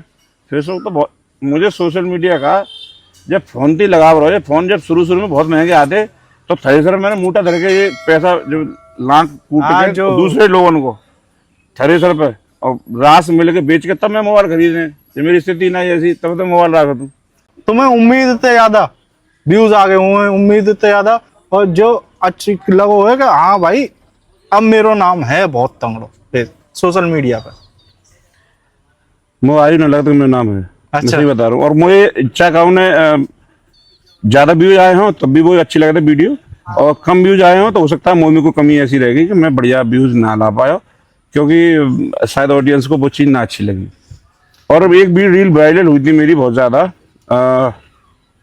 एक पहलवान थे, एक दंगल में मैंने ऊपर से उनको पटका था। वो अच्छा। सबसे ज़्यादा वायरल हुई थी, और उस वायरल होने से ही थोड़ा थोड़ा ट्रेंडिंग में आया। और जब ट्रेंडिंग में आया तो जो मेरे मेरे जो अगेंस्ट रहते हैं हाँ हाँ पहलवानी में, तो उनको लगा कि ये आगे निकल जाएगा, तो उन्होंने मेरे खिलाफ कुछ वीडियो ऐसी डाल दी जो मैं 2018 में कुश्ती हार गया था उनसे ही। हाँ। तो 2018 की कुश्ती को उन्होंने बाद में डाला, तो थोड़ा हमें भी लगा, मैंने कहा यार हमारा तो नाम खराब कर रहे हैं ये। अच्छा। फिर मैंने अपने आप को संभाला, और मेरे जो भी इतने भाई जितने भी लोग थे उन्होंने कहा कि पहलवान ये सब तो ऊंची नीची की बात है, कोई ऐसी बात नहीं। फिर मैंने भी सोचा कि यार हार जीत तो कोई बड़ी बात ना है, मतलब इंडियन टीम रोज आती है, हाँ, रोज जीतती है। खेल है तो क्रिकेट के भगवान कहे जाने वाले सचिन तेंदुलकर कई बार 0 पे आउट हुए, कोई ऐसी बात नहीं। जो मतलब क्रिकेट के जो भगवान कहे जाते थे उनको मैंने खुद देखा था कि 0 पे आउट हुए थे, 99 पे आउट हुए थे, ये 100 पूरे नहीं कर पाए। तो मैंने कहा पहलवान ये भी कोई बड़ी बात ना है, तुम हार गए कोई बात ना है। उन्होंने जो वो रील डाली, जो वीडियो डाली, और उसके बाद में उनकी प्रतिक्रिया आई, उसके बाद में उन्होंने मेरे खिलाफ बोला। एक रात में मेरे 15-15, 10-10 हजार फॉलोवर बढ़े। अच्छा। तो मुझे बहुत अच्छा लगा। मैंने कोई अपनी तरफ से प्रतिक्रिया ना दी उन्हें, मैंने कोई कंट्रोवर्सी ना करी। मैंने कहा फिर एक दिन जब फॉलोवर थोड़े रुकने लगे एक स्टेज पे जाके, तो फिर मैंने उनसे कहा, मैंने बहुत बहुत आभार भाई आपका। मैंने एक वीडियो बनाई थी, अच्छा। मैंने बहुत बहुत धन्यवाद भाई आपका, ईश्वर आपको सद्बुद्धि दे। शकल तो तुम्हारी अच्छी है ना, तो बात अच्छी ना करोगे तुम, लेकिन ईश्वर आपको सद्बुद्धि दे। और ऐसे ही आप हमारे बारे में 2-4 वीडियो डालिए कहीं से निकाल के हमारी, जिसमें हम हार गए हों, तो उससे थोड़ा और भैया हम लोगों से जुड़ेंगे, लोग हमें जानना शुरू स्टार्ट कर देंगे भाई हम भी आपकी इस दुनिया में है कुश्ती की में। उसके बाद से उनकी कोई वीडियो नहीं आज तक ऐसी आई। मैं अभी भी उनसे कहता हूँ आपके माध्यम से, अगर वो कहीं देखें भी तो, कि भैया ऐसी कोई वीडियो हमारी डालो जहाँ में हमें आपके नए नीचे दिखाया हो। और खेल है भाई, खेल भावना से हम खेलते हैं, इसमें हारना भी है जीतना भी है। और मैं हारा तो हूँ लेकिन लोगों की निगाह में, लेकिन मैं हार से सीखा बहुत हूँ। हार सिखा के जाती है। हार, आप खिलाड़ी अगर सच्चा होगा ना, बढ़िया खिलाड़ी होगा, तो कभी वो हार को हार नहीं समझेगा, हार को एक ऐसे समझेगा जैसे हमें कुछ सीख मिल रही है इससे। ऐसा कोई पल आया हो लाइफ में या दंगल में या कुश्ती में कि आपको लगा हो कि पहलवान जी अब नहीं होगा? ऐसे कई कुश्ती ऐसी आई हैं, जैसे अभी कि अब नहीं उठ पाऊंगा या अब राजस्थान में एक दंगल हुआ था, तुला नगरा दंगल था। और आजकल जो ट्रेंडिंग में है कलवा गुज्जर, उससे मेरी कुश्ती हुई थी। अच्छा। हाँ, तुला नगरा में, और वो कुश्ती थी 1,51,000 की कुश्ती थी। और कलवा पहलवान, मेरे चोट लगी हुई थी पैर में, तो कलवा पहलवान मुझ पे बहुत हैवी हो गए थे। हालांकि कुश्ती तो बराबर रही थी, मुझे लग रहा था मैंने अब शायद मुझे टाइम भी पूरा नहीं कर पाऊंगा मैं, लेकिन मैंने अपना दृढ़ निश्चय किया और बहुत बखूबी कुश्ती लड़ी। और कमेटी का भी धन्यवाद है, कमेटी ने कहा कि भाई आज रामेश्वर को पिटवा नहीं है, तो कमेटी ने टाइम दे दो आधा घंटा। अच्छा, आधा घंटा। हाँ, और मुझे लगा कि मुझे 5 मिनट अब मुश्किल कटेंगे, 25 मिनट हो गई थी तो मुश्किल कटेंगी। फिर साहस किया और वो समय भी पार हुआ, कुश्ती बराबर हुई। तो उस चीज से कैसे आपको उभरे या कैसा लगा अगले दिन कि भाई अब मुझे क्या करना है? ये लगा कि भाई और थोड़ा सा और प्रयास और करना है, प्रैक्टिस और बढ़ानी है, अभी कहीं ना कहीं कमी रह रही है, नहीं ये स्थिति ना आती तो फिर इस पर काम किया। जैसे आपने कहा कि मैं भारत केसरी, तो ये भारत केसरी का कैसे सफर रहा आपका? भारत केसरी में 2019 में बनाता हूँ, माँ वैष्णो देवी। बहुत से लोग पूछते भी हैं, हाँ। कमेंट्स आती हैं पहलवान जी भारत केसरी कहाँ बने, कुछ तो हाँ। मैं मजाक टाइप में पूछते हैं कि भारत केसरी हो ही नहीं, बहुत तो माने कि हम भारत केसरी में हैं। अच्छा। तो बता दूं, देखो यूट्यूब पे आप कुछ भी डाल देंगे चल जाएगा, आप इंस्टाग्राम फेसबुक पर डाल देंगे चल जाएगा। हम और आप गूगल को सच मानते हैं। हाँ हाँ। हम और आप नहीं, गूगल जो सत्यता होती है वही दिखाता है। चाहे आप नेविगेशन में देखिए, चाहे आप किसी भी जनरल नॉलेज में देखिए, चाहे आप किसी भी अन्य जानकारी में माध्यम से, अगर हम किसी को जानना है तो हम ये जानेंगे भाई ये गूगल ये है या नहीं है। तो आप गूगल पर सर्च करिए, हम वहाँ भी मिलेंगे आपको कि हम कब बने, किससे क्या हुआ। कोई ऐसी बनावटी नहीं ना, ऐसा कुछ छुपाया हुआ है कि भाई वो मिल नहीं पाएगा आपको। तो माता वैष्णो देवी बना था मैं, और 2019 था, और जितो जगह का नाम है माता वैष्णो देवी से लगभग 5-7 किलोमीटर आगे। हाँ। तो वहाँ मैं बना था, कंपटीशन था। कंपटीशन में बहुत से अच्छे नामचीन पहलवान थे। तो मेरी उस समय 6 कुश्ती हुई थी, 6ठी कुश्ती फाइनल हुई थी। मैं वहाँ बना था, मुझे उम्मीद भी नहीं थी मैं बन भी जाऊंगा। तो इस भारत केसरी का प्रोसेस क्या होता है कि कितनी कुश्ती, या किसी नए अगर कोई खिलाड़ी आ रहा है तो वो कैसे तैयारी कर सकता है Bharat Kesari? Team A B group team बनती है। अब कौन से ग्रुप में हैं आप, और जिस ग्रुप में हैं तो वहाँ से आपको काट के सभी पहलवान जाने आगे। तो ये उन पर डिपेंड करता है कि प्रतिभाग कितने लोग कर रहे हैं। जैसे 18 करेंगे, 14 करेंगे, 16 करेंगे, 17 करेंगे, तो कुछ को 22 मिलती है, कुछ को ऐसी जाते हैं, वो लड़के जाते हैं। तो मेरी उस समय 5 कुश्ती हुई थी। सेमीफाइनल में फाइनल में पहुंचा था, फिर फाइनल में पहुंचा था। तो 6ठी कुश्ती थी मेरी, और एक ही दिन में 6 कुश्ती लड़ना अपने आप में बहुत बड़ी बात है। तो आपने 6 कुश्ती मैंने पार की, भारत केसरी का खिताब जीता। अब माता वैष्णो देवी माता रानी का धन्यवाद और दिया। आप अभी भी भारत केसरी हैं, आपको मैं अभी बहुत भारत शुभकामनाएं भारत केसरी की। और जैसे लेकिन वो कंपटीशन 2025 से 2019 का कंपटीशन बहुत हार्ड था, क्योंकि वो ऐसी जगह कंपटीशन था यहाँ पहलवान ज्यादा होते हैं। अच्छा। वही जम्मू, पंजाब, हरियाणा, ये सब लोग पहलवान उधर ही मिलेंगे। पश्चिम में, पूर्व में इतना पहलवान है नहीं। पूर्व में अपने लाइट वेट के पहलवान है जो मैट पे लड़ते हैं, जिनकी नौकरी है रेलवेज में, उनमें वो पहलवान है। या फिर वो पहलवान मिलेंगे जैसे हरियाणा से उनकी ड्यूटी लगी गोरखपुर, बनारस, तो वो लोग मिलेंगे आपको। जैसे एक बच्चा चाह रहा है कि मुझे पहलवानी में अपना करियर बनाना है, तो उसको आप कैसे गाइड करना चाहेंगे कि वो पहलवानी में अपना करियर बनाए? पहलवानी में मैं उसे बस समझाना चाहूँगा, ये हमारे पास अभी मिट्टी है, हम बहुत जल्दी मैट का यहाँ बना रहे हैं, क्योंकि मैट से ही इंटरनेशनल लेवल पे बच्चा पहुँचेगा, नेशनल इंटरनेशनल लेवल पे। और जब तक उसके पदक नहीं होंगे तो उसकी नौकरी भी नहीं लगेगी। अच्छा, कौन से पद कितने ऊपर तक जा सकता है बच्चा मट्टी से? मैं तो मिट्टी से गया, मैं तो मैट पर कभी लड़ाई नहीं, तो मैं तो मिट्टी से गया हूँ। लेकिन आज की जो जनरेशन है और आज का जो कल्चर है, और जैसे तेजी से सारी चीज बदल रही है, वैसे कुश्ती बदल रही है। हाँ। तो मैट का होना बहुत जरूरी है। और मैं सरकार से वैसे अनुरोध है, करा दे तो ठीक, नहीं तो मैं कुछ अपने पैसे से ही कराऊंगा। उधर पीछे जो ग्राउंड है अखाड़े पे ही, उसमें कराऊंगा मैं। इसमें मैट जल्दी मैट हॉल बनाने की कोशिश करूंगा। चलो भाई, सबसे निवेदन है ज्यादा से ज्यादा लोग पहलवान जी के सपोर्ट में आए। और जैसे कोई बात ना है, आप पैसे से ना आए, मतलब वैसे हमारी आवाज बुलंद करते हैं, कोई बात ना है। सहयोग जरूरी ना सबको जो पैसे ही हो, आप केवल अखाड़े घूम जाओ, डोल जाओ, बस यही हमारे ना कम से कम। ऐसा तो ये मैं आपको बता दूं, हमारे अखाड़े पे जब कोई आता है घूमने, तो हमें ऐसा लगता है कि हमने सही काम किया और लोग देखने आ रहे हैं। हमें पैसा ना चाहिए, तुम ये ना भाई हमें तुम पैसे ही दे जाओ, कोई जरूरत ना है हमें, कोई जरूरत ना है। तो हम हमारे ना बताओ हमें क्या सेवा करनी है तुम्हारी। तुम आओगे तो तुम्हें यहाँ जहाँ बादाम मिलेंगे, केला फेला मिलेंगे, भाई जो चीज तो मिलेंगी यहाँ पे। और ज्यादा कुछ ना मिले तो तुम्हें इतना तो, जैसे दाल रोटी खा रहे हो तो दाल रोटी मिल जाएगी। तो हम तो ये चाहते हैं कि लोग हमारे अखाड़े पे कम से कम ये चल के आए कि हम आज भी किस कल्चर को आगे ले जा रहे हैं, अपनी भारतीय विधा को आगे ले जा रहे हैं। आप आएंगे तो प्रोत्साहन मिल जाएगा हमें। सबका मोस्ट वेलकम है। आपका कहना है कि कोई भी आ सकता है, किसी भी जात, किसी की धर्म। बिल्कुल, हमने चुनाव में भी ये कहा था मैंने कि तुम्हें हम तो मतदान ना मिलेगा कोई। और आज भी हम कह रहे हैं हम तो मतदान ना मिलेगा। तो चुनाव के बाद ना है, चुनाव से अलग हटा के आज हम बता रहे हैं हम तो मतदान कोई ना मिलेगा। और हमारे अखाड़े पर गेटू नाथ मन चाहता आ सकता तुम। अखाड़े के मैंने देखा कुछ नियम होते हैं। जैसे मैं उस दिन एक पामरा था, वो देखने जा रहा था, तो एक पहलवान जी ने कहा था कि आप कपड़े उतार के ही आ सकते हैं अंदर। मैं बताऊं, कपड़े उतारे पे का मीन्स ये है, कई बार हम लोग लंगोट पहन के जाते हैं। इसमें लंगोट को लोग ऐसे अंडरवियर मानते होंगे, लेकिन हमारे लिए तो हमारा वो भगवान है। भगवान मीन्स हमारी रोजी रोटी है। और इसकी भी नियम है, लंगोट बांधने के, लंगोट के भी नियम है। जैसे कहते हैं लंगोट का पक्का, लंगोट का पक्का को ये थोड़ा ना लंगोट ऐसा स्टील का बनवा लो।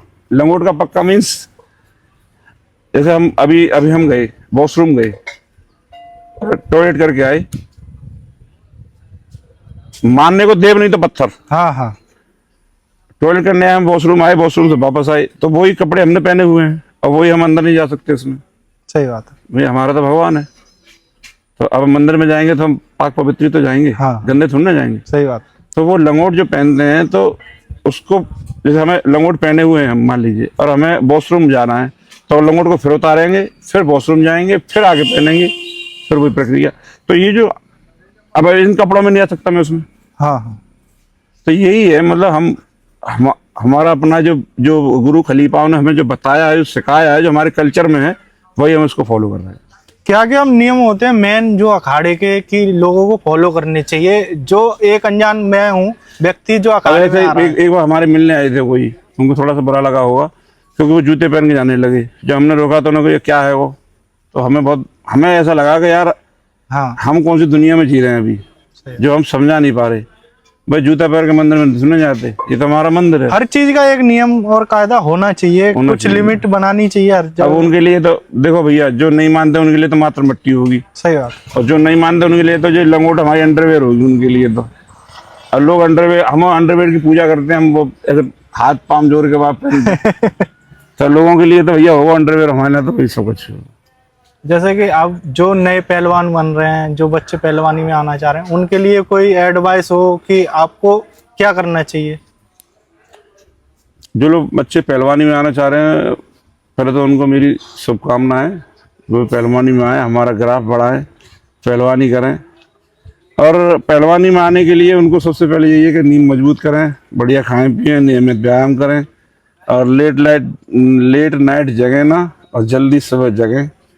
क्योंकि जल्दी आप जगेंगे तो जो ब्रह्म मुहूर्त है ना, जैसे कहते हैं, सूरज निकलने से पहले उस कुछ ना कुछ आपको एक्स्ट्रा ही मिलेगा। ये कायनात दे के जाइए आपको कुछ ना कुछ। ये जो आपकी जिस एटमॉस्फेयर में रहते हैं ना आप, ये वातावरण आपको कुछ ना कुछ दे के जाएगा। बढ़िया सांस मिल सकती है, स्वास्थ्य बढ़िया मिल सकता है। अब लेट नाइट जगेंगे, सवेरे 9 बजे जगेंगे, तो आपको पता है प्रकृति क्या होनी है।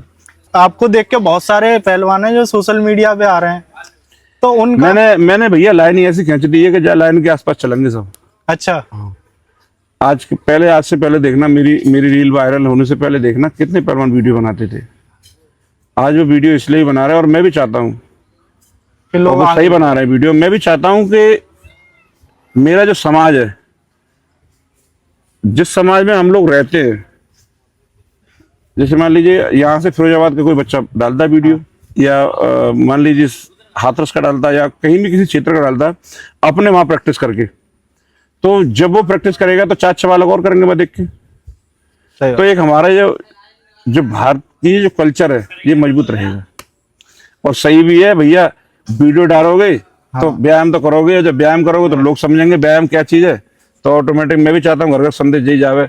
जैसे अभी सरकार का ये था कि भाई घर घर झंडा, हर घर झंडा, तो मैं भी चाहता हूँ हर घर पहलवान ना हो तो अष्टपुष्ट खा के मजबूत तो रहे, बढ़िया खाएं। अगर दिखावा भी कर रहे हैं तो रील के माध्यम से मेहनत तो होगी, मेहनत तो कर ही रहे हैं। हम तो कह रहे हैं भाई दिखावा खूब कर रहे हैं साहब।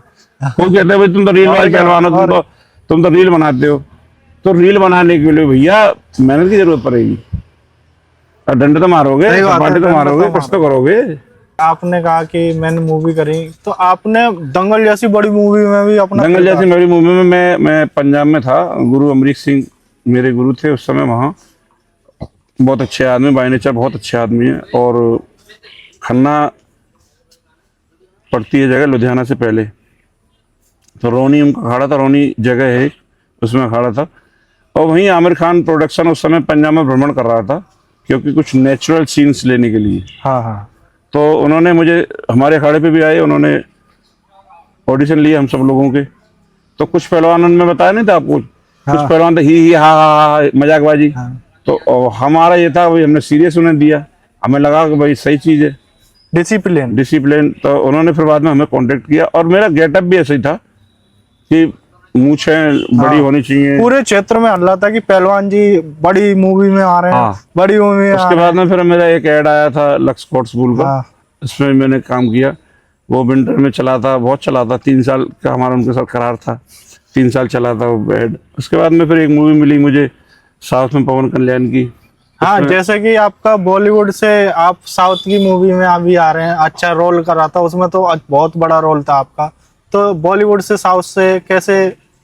बॉलीवुड में था तो बॉलीवुड वालों ने कहीं ना कहीं देख के उनको लगा कि ये पहलवान हमारे यहाँ फिट हो सकता है, क्योंकि ये जहाँ आम जो डायरेक्टर प्रोड्यूसर है, जहाँ आम लोग सोचना बंद कर देते हैं, वहाँ से इनका मेंटल लेवल इतनी तेज है कि वहाँ से सोचना स्टार्ट करते हैं। तो उन्होंने देखा कि भाई ये आदमी हमारे लायक है, तो उन्होंने हमें लिया इसमें। और उसका नतीजा ये हुआ कि पवन कल्याण जी की अभी आई है, अभी चल रहा है काम, रवि तेजा जी की भी आएगी, और जोधपुर या जैसलमेर शूटिंग होनी है उसकी ये बरसात के बाद में। तो आगे मूवियों में या कुछ में? अभी रवि तेजा के साथ काम है मेरा। उनका पिछली बार करके आया था। है अभी आपके पास मूवी।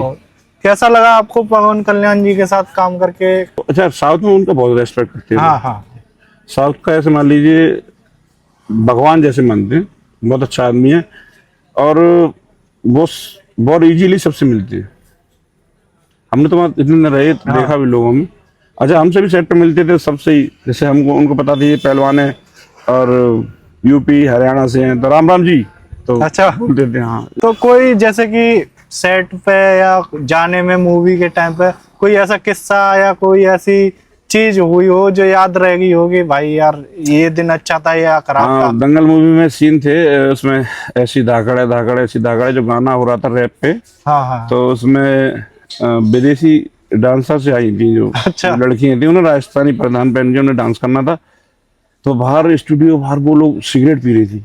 अच्छा हाँ, तो हमें अचंभे में रह गए। अच्छा, उस समय ये था कि भाई गांव से हाँ, क्या गाँव से वहाँ अचानक? गए, तो साथ में जब खाना था शाम को, हाँ तो जो असिस्टेंट थी लड़कियां थी हाँ, उनकी, और भी लोग कई गर्ल्स थी, तो हम खाना खा रहे थे। तो वहाँ कॉमन था ये शराब और ये सब सिगरेट कॉमन था वगैरह, उन लोगों के लिए। हाँ उनके लिए हाँ, कॉमन। तो उन्होंने कहा कि आप लेंगे, तो मैंने कि नहीं सॉरी। तो फिर उन्होंने मुझसे तुरंत छूटते कहा कि तो मतलब आप बच्चा हैं, अच्छा, तो आप बच्चे हो। अब हमें बहुत पैसा लगा, मैं तो हमें बच्चा बता रहे हैं, तो चलो मैंने होगा इनका, अपना पिए खाएंगे। हाँ अच्छा, हम लोग ना तो पीते हाँ, और ना हमें ये सब चीज पसंद है, ना बढ़ावा देते इन सब चीज। ना ना। चलो, अगर कोई यूँ कहे कि भाई ऐसा हो ही नहीं सकता राम से पहलवान शराब न पीता हो, या यहाँ खड़ा है उसके बराबर में वाइन शॉप है, ऐसा हो नहीं सकता, या फिर इतनी ऊंचाई पर बैठ के लोगों में बैठता होगा तो पीता जरूर होगा। तो अब कैसे उन्हें समझाया जाए, तो इसका एक ही तरीका है कि आप मेरे ब्लड का सैंपल लें, चेक करा ले। तो बात पता लगवाएंगे जो पीता होगा ना पीता। बहुत से लोग कहते हैं कि ऐसा है ना सकत, अच्छा, ये पीता होगा जरूर, या ये पहलवान पीते होंगे जरूर, या फिर ये इस ऊंचाई पे इस मुकाम पे कैसे मेंटेन करता है। तो ऐसा नहीं है, कोई ना माने तो हमारे ब्लड को सैंपल ले ले और खूब चेक करवावे हम डोप है या नहीं है, अल्कोहल है या नहीं है। आपने कभी फॉलो किया हो बिग बॉस को या देखा हो, या अभी 2-3 लोग भी गए थे? अभी अभी मृदुल जी गए हैं। अच्छा, मेरे दो अपने यहाँ शिवानी गई थी पहले। हाँ, शिवानी गई थी। OTT में राजा यादव भी गए हैं। हाँ, राजा यादव भी गए। हाँ, कई राजा यादव भी देखो ये अच्छा नाम है बिहार में। बहुत अच्छा नाम है, और मेरे तो साथी रहे हैं, मेरे जूनियर रहे हैं राजा यादव। अच्छा, और आज मुकाम पे हैं, तो पहले तो उन्हें बहुत बहुत शुभकामना भाई, और ऊंचे मुकाम हासिल करें और आगे जाए। और आगे जाए। उनसे भी कुछ दिन पहले उनके दोस्त जो विदेशी थे वो मिलने आए थे। हाँ हाँ हाँ, शिवानी का भी देखा था, बहुत अच्छे था भाई। भाई वो बहुत बड़े इन्फ्लुएंसर हैं भाई, हम उनकी बराबर तो ना है, अरे लेकिन हम बता रहे हैं अपनी, हमारी ऐसी कोई मंशा ना है कि हम बिग बॉस में या काऊ में जामे। हम केवल आपके पास हमारी वीडियो पहुंचती रहे, बस यही हमारे ना बहुत है, यही हमारे बिग बॉस है। तो अभी जो मृदुल गए हैं, तो आपका मतलब सपोर्ट है या? हाँ, मेरा मृदुल को सपोर्ट इसलिए है कि वो बंदा मुझे ऐसा लगा, उसकी रील से छोटे बच्चे और बाकी सब हंसते हंसाते रहते हैं। उनका कंटेंट एकदम क्लीन है। क्लीन है। ठीक। अच्छा, कभी किसी को ऐसा नहीं कि नीचे दिखाने वाला हो, या किसी कास्ट को या धर्म को नीचे दिखाने वाला है नहीं। तो मेरा सभी से अपील है कि भाई ऐसे आदमी को सपोर्ट करना चाहिए, और आपके माध्यम से भी कहूंगा कि ऐसे आदमी को जब वोट की जरूरत पड़े उस आदमी को, तो वोट करना। पहलवान जी, जैसे मैं देख रहा हूँ आपका गाड़ी है, तो आपकी मनपसंद गाड़ी कौन सी है? मैं कुछ पूछूंगा, उनमें से आपको बताना है कि ये मेरी मनपसंद। अल्टो या स्कॉर्पियो? स्कॉर्पियो। स्कॉर्पियो या थार? स्कॉर्पियो। स्कॉर्पियो या फॉर्च्यूनर? फिर स्कॉर्पियो। स्कॉर्पियो या डिफेंडर? मेरी तो पहचान स्कॉर्पियो ही है। मतलब स्कॉर्पियो तो बहुत पसंद है, कोई मतलब स्कॉर्पियो इसलिए पसंद है कि जब भी मैं निकलता हूँ रोड पे हाँ। तो लोग मेरी गाड़ी से मुझे पहचान लेते हैं, और पीछे जो मेरा लोगो जो बना हुआ है पीछे, उससे लोग पहचान लेते हैं और समझ जाते हैं कि पहलवान जा रहा है। और ये मेरी औकात है, तो मैं यही प्रायोरिटी दूंगा। मेरी सबसे बढ़िया गाड़ी है सबसे अच्छी स्कॉर्पियो भाई, देख लो पहलवान जी की। और जैसे एक बच्चा जिस पे कल तक साइकिल भी नहीं थी, गाड़ी का सफर, और एक ऐसी गाड़ी जो स्कॉर्पियो जैसी गाड़ी। साइकिल का सफर ऐसा रहा कि साइकिल हमें कोई देती ना हमारे गाँव में, हाँ। और जब कोई नहीं देता था तो भाई बुराई ना है, भाई कोई बात ना है। जब मैंने स्टार्ट किया दंगल में साइकिल को जीतना, तो एक बार मेरे घर पे 9 साइकिल इकट्ठी हो गई थी, और हमने बेची ना कब दई, और लोगों से कहा मैंने घर पे जाके, मेरे पिताजी भी जिंदा हैं और ताऊ तो खत्म हो गए, मैंने कोई मांगो आवे तो किसी से मना मत करना, इन्हें दे दिए काम करनी। और कई साइकिल तो अभी छत पे सड़ गई होंगी, बेकार है। आपको स्कॉर्पियो पसंद है, तो आपकी पहली गाड़ी आई तो आपको कैसा महसूस हुआ? स्कॉर्पियो से पहले मेरे पास बोलेरो थी, मेरी हैसियत के हिसाब से मैंने ली। अच्छा, आपकी पहली गाड़ी बोलेरो थी और 3846 नंबर था उसका। बहुत अच्छी गाड़ी, लकी गाड़ी थी मेरी। उसको लेने के लिए फाइनेंस में कुछ पैसे कम पड़ गए थे, तो उसी दिन राधा रानी कृपा से मैं कुश्ती 70,000 रुपये जीता था, और मुझे 50,000 की नीड थी जो फाइनेंस में डाउन पेमेंट जमा करने के लिए होती है। तो मैं फिर कुश्ती उस दिन जीता था कंपिल के दंगल में, कंपिल फरुखाबाद।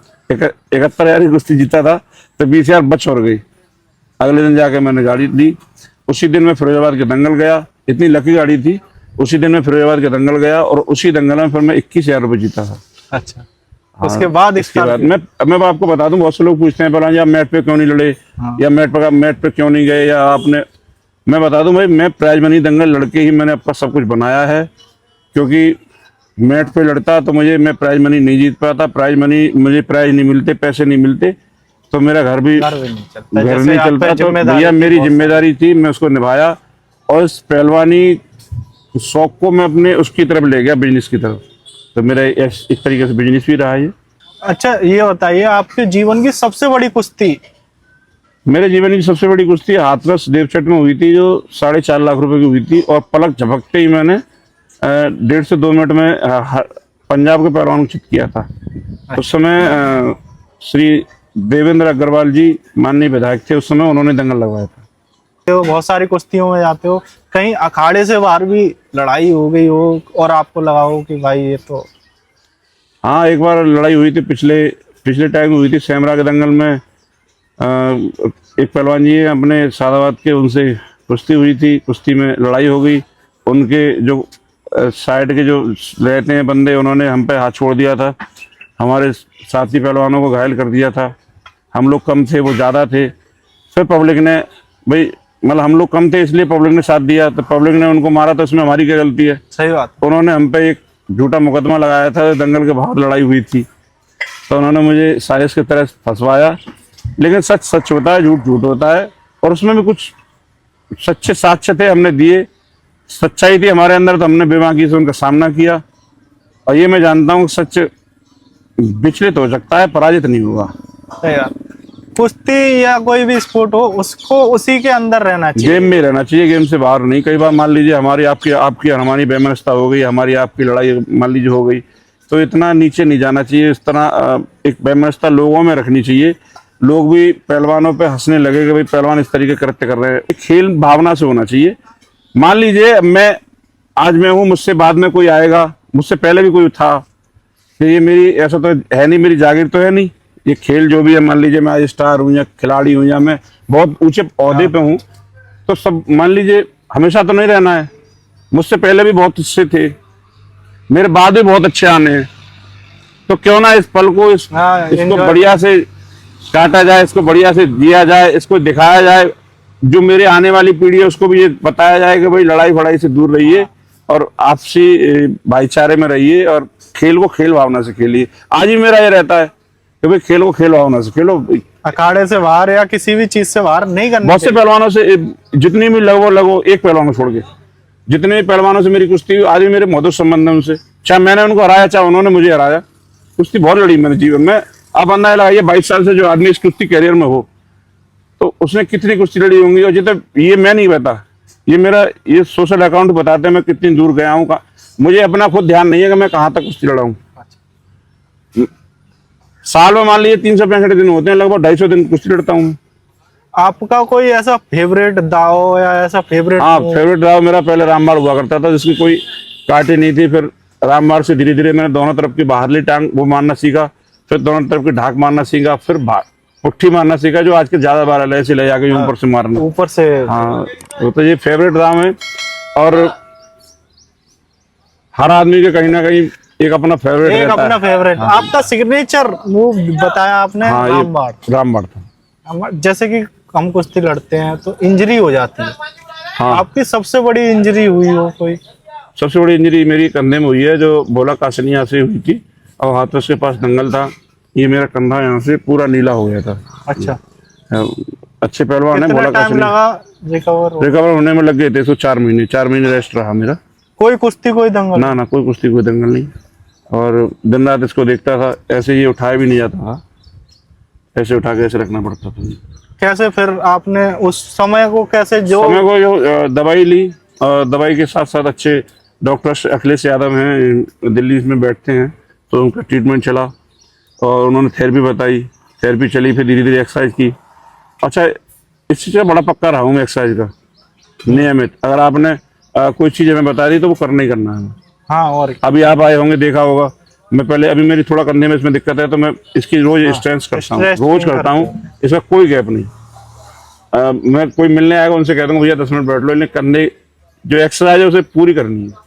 जैसे कि बच्चे खेलते हैं, आपके शिष्य वगैरह जो भी खेलते हैं दंगल, तो उनके कोई इंजरी हो जाए तो उसको कोई टिप्स की इससे जल्दी कवर कर सके? मैं बता दूं देखने वालों को, और जितने भी लोग हमें देख रहे हैं और सुन भी रहे हैं, और जो बच्चे जो नए यंगस्टर हैं किसी भी गेम में, कभी भी इंजरी हो जाए तो कभी भी जाके जो गांव देहात में बेचारे वो सूते वाले खींचे वाले, उन पर नहीं दिखाना चाहिए। सीधे जाके उसका एक्सरे कराइए, प्रॉपर पता लगे कि दिक्कत क्या है। खींचने वाले वो और ज्यादा उसको खराब करेंगे, क्योंकि इसमें होता क्या है, मसल टूटते हैं, यानी मांस फट गया। तो इस पर सबसे पहले आपको बर्फ लगानी चाहिए, आइस की सिकाई का सबसे फर्स्ट एड वही है, बर्फ लगानी चाहिए, बर्फ की सिकाई करनी चाहिए 20 मिनट, फिर दोपहर में 20 मिनट, फिर शाम को 20 मिनट, मतलब 48 घंटे तक उसको बर्फ की सिकाई करनी चाहिए लगातार। उसके बाद में फिर 72 घंटे बाद फिर उसको रेस्ट देना चाहिए, प्रॉपर दवाई खाइए। लगभग फिर मान लीजिए 5-7 दिन बाद उसकी हल्की हल्की एक्सरसाइज स्टार्ट कीजिए, फिर सही हो जाएगा। और ये होगा जब आप ब्रह्मचारी रहेंगे, क्योंकि अंदर एक मेडिकल स्टोर है। ये बहुत बड़ा मिथ्य है ब्रह्मचर्य, और आपने भी 3-4 बोला, थोड़ा इसको खुल के। आजकल कोई बहुत कम लोग रह गए हैं जो ब्रह्मचर्य का पालन करते हो। ब्रह्मचर्य तो समझ ही ना पा रहे। सही बात तो ये है कि वीर है बाहर है जी, कह रहे पानी है, जानते ही ना है। अच्छा, फ्लो में भी देखा होगा, अरे पानी नहीं करो। हाँ, अरे नाइट फॉल हो जाता है। पानी का है, ये ब्रह्मचर्य है, यही तो ताकत है, ये तो संचालित कर रही है तुम्हें। अगर मैं बोल भी रहा हूँ तो वही तो है। अगर मैं कुश्ती लड़ रहा हूँ तो वही तो है। आज मेरे राम साहब पहलवान की सेल्फी खींच रही है, तो ये ब्रह्मचर्य की वजह से कर रही है। मैं 6 महीने घर नहीं आया।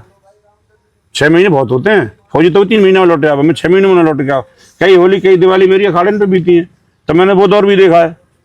एक बार तो छोटा था मेरा बच्चा, और उन छोटा था। आप पर 2 बच्चे हैं शायद? 2 बेटी एक बेटा। बेटी मेरी बड़ी है, बेटा छोटा है। तो बेटा उस समय बहुत छोटा था, गोद में था। तो जब मैं चला गया हूँगा तो लोग कहते थे, जब फोटो दिखाते थे मेरा, तो पापा पापा कहते थे, बच्चे कहलाते होंगे। जब मैं लड़के आया किसी दंगल से, तो मिट्टी का था पूरा। जब मिट्टी का मैं पूरा था, तो मैंने बच्चे को चाहा लेना अपनी गोद में, तो बच्चा आ तो रहा था कि पापा ये, लेकिन फिर डर ये था हुआ है जी। मतलब मैंने वो भी देखा कि मेरे बालक ही मैं भूल गई। और जो मेरी पत्नी है, जो मेरी वाइफ है, उसने मेरा बखूबी साथ दिया। ऐसे अभी हमने ब्रह्मचर्य पूछा, और उसके बाद वाइफ, तो आपकी जिंदगी में आपकी पत्नी का या लाइफ पार्टनर क्या रोल रहा? लाइफ पार्टनर का सबसे अहम रोल है इसमें, मतलब पहलवानी में। अगर जैसे कहते हैं ना कि भाई वाइफ सही मिल गई तो आप जुआ जीत गए, और यानी गुल्ला भीतर आ गो। और जुआ वाइफ खराब मिली तो जुआ हार गया, यानी गुल्ला बाहर चला गो, देसी भाषा में। तब लाइफ पार्टनर का और एक घर का, परिवार का साथ होना, एक गेम जो खिलाड़ी है उसको प्रोत्साहित करना बहुत जरूरी है। मतलब लाइफ पार्टनर और घर का जो परिवार है, मतलब विजय ने पूरी जिम्मेदारी, उस समय छोटा था, पूरी जिम्मेदारी में 6-6 महीने बाहर रह रहा हूँ तो वो पूरा घर को परिवार को देख रहा है, तो ये भी बहुत बड़ी बात है। ताऊ जी पापा कुछ ना करे, यहाँ से खर्चा पहुँच रहा है मेरे लिए। सही बात भाई खर्चा तो उस समय भी होता था, अब कैसे करके दे रहे हैं ये तो उन्हें मालूम। सही बात है, कैसे करके कुछ मैं मतलब गाँव में रहा मैं जब तक तो ठीक रहा, उसके बाद में जैसे बाहर चला गया, जाना है कहीं पहलवानी करने, तो उसके लिए तो भैया पैसे की जरूरत है। जैसे कि आपका बेटा है 16-17 साल 14 साल का है शायद, हाँ 14 में 13 हो गए, 14 में 13-14 साल का है, तो बेटे को क्या शिक्षा देना चाहते हो? बेटे को शिक्षा देना चाह रहा हूँ। अभी से अखाड़े में उतर गया है, अखाड़े में कोशिश करेगा, क्योंकि मैं अपने तो बना दूं डॉक्टर इंजीनियर, और तुम्हारे बालकन तो नौकों कि तुम पहलवानी करो, तो कल को तुम ही मुझ पे उंगली उठाओगे। हाँ हाँ भाई भाई, मैं अपने ही कराऊंगा और तुम्हारे को कराऊंगा, तुम कल को ये तो ना कहोगे तो अपना तुमने इंजीनियर बना। अच्छा होता क्या हमारे यहाँ मैडम बना, बड़ा ये बहुत बड़ा विषय है, इस पे बहुत बुरी लगे तो बुरा मत मानना भाई। जब इंडियन टीम या कोई खिलाड़ी कहीं जीत के आता है तो हम जगह जगह चौराहे पे मिठाई बांटते हैं, तुमने देखा भी होगा। इंडियन टीम मान लो या कोई हमारा मेडल कहीं आ जाए, या जेवलिन में भाई नीरज चोपड़ा ने दिया था, पहले जेवलिन को जानते भी नहीं थे जेवलिन है क्या चीज, सही बात, लेकिन अब सबको पता है जेवलिन मीन्स भाला हो गया, भाला हो गया। ये पहले नहीं पता था, पहले किसी को नहीं पता। हाँ तो ये भी नहीं पता था ये भी गेम होता है। तो उन्होंने जब मेडल दिया तो जगह जगह, सुशील ने मेडल दिया, जोगेश्वर ने मेडल दिया, तो जगह जगह चौराहे मिठाई बटती है, सभी बनाते हैं। देखा मैंने अखबार में मोस्टली कह रहे मिठाई बांटो, मेडल आ गया, इंडियन टीम ने वर्ल्ड कप जीत लिया, लाओ मिठाई, बांटते हैं। तुम्हारा वाला की बल्ला लेके जाओ तो तुम बात मना करोगे। सही बात है, हर आदमी को मेडल चाहिए, मिठाई बांटेंगे, सब काम करेंगे, और अपना बालक IAS PCS इंजीनियर डॉक्टर और तमाम चीजें मीनारी का वो सब वो चाहिए। वो खिलाड़ी का होना चाहिए, खिलाड़ी किसी को नहीं चाहिए, और खिलाड़ी का होना चाहिए, और मेडल आने पे ही सब खुशी मनाएंगे। कैसे लोग हैं तो कोई यो ना कहे भाई अपने ना करा रहा हूँ, मैं अपने साथ पढ़ा भी रहा हूँ, पहलवानी करा रहा हूँ। मेरी वाइफ मेरे अगेंस्ट है इस बात में कि बच्चे को पढ़ाओ। ये अब मैंने बातें कह दी, मैं कोई बात ना भाई 2 साल कर लेना, बाद में देखते हैं क्या होगा, लेकिन करा रहा हूँ उसे। क्योंकि एक चीज में यहाँ अभी मेरा छोटा भाई अरविंद है, हाँ मेरे बाद पहलवानी में वो आगे जाएगा, उसके साथ और भी साथी बच्चे हैं जो दूर दूर से यहाँ अपना टाइम खराब कर रहे हैं। ये नहीं मेरा भाई, और भी लोग खराब कर रहे हैं टाइम। मैं चाहता हूँ ये भी आगे बढ़े भाई, ये लोग आगे बढ़ेंगे तो मेरा नाम ऑटोमेटिक होगा भाई, किसने सिखाया है क्या, सबका नाम होगा। उसी में मैंने लगा दिया बेटा भी, तो उनके साथ साथ निकलता जाएगा, आगे चला जाएगा। ठीक है, ये उसका, ये आगे आने वाले ये बच्चे जो अखाड़े पे आज रह रहे हैं, ये उसके कर्णधार बनेंगे, धीरे धीरे उसका आगे ले जाएंगे। जो आपकी परिस्थितियां थी, नहीं पढ़ पाए, मगर पढ़ाई भी अहम रोल निभाती है। पढ़ाई सबसे पहले बालक हमारे यहाँ कोई आता है तो उससे हम यही कहते हैं कि पहले आप इस बच्चे को पढ़ाइए। पढ़ाई मोस्ट है, बहुत जरूरी है भैया, बहुत जरूरी है, बहुत जरूरी है। जे जाके 16 फूट जाए कौन है कि ना पढ़ पावे, तो वहाँ छोड़ दिए, और 17, 18, 19 साल तक, 20 साल तक सही कर लेंगे फिर। लेकिन पहले भैया फर्स्ट प्रायोरिटी। अब छोटे से बच्चा लेके आते हैं पहलवान जी, इसे पहलवान बना दो, अरे क्यों से जिंदगी खराब हो रही है, इसे पढ़ाओ। पहले पढ़ाई इतनी जरूरी है कि आज अगर कहीं आप स्टैंड करेंगे, कहीं खड़ा होंगे, तो आपको पढ़ाई ही काम आएगी, और पढ़ाई से ही आप आगे जाएंगे। बिना पढ़े लिखे मैं अपने भागवत कथाओं में जाता हूँ या किसी कार्यक्रम में जाता हूँ, मैं 2 शब्द इस पे कहता हूँ भाई, पढ़ाई बहुत जरूरी है। मैं सभी से हाथ जोड़ के कहता हूँ बच्चों से, भाई तुम पढ़ो लिखो भाई, पढ़ाई बहुत जरूरी है। मान लो हम रील बनाते हैं या हमारी वीडियो देखा था तुम, भैया कोई बात ना, हमारी वीडियो तुम भले मत देखो, लेकिन तुम पढ़ाई करो। आप पढ़े लिखे होंगे तो सही से बात करेंगे सबसे, और सब तुम्हारा सम्मान करेंगे। और जब तुम पढ़े लिखे ना होंगे तो उल्टी सीधी बात करेंगे, समझेंगे, क्योंकि अच्छी स्तर इतना होगा ही नहीं।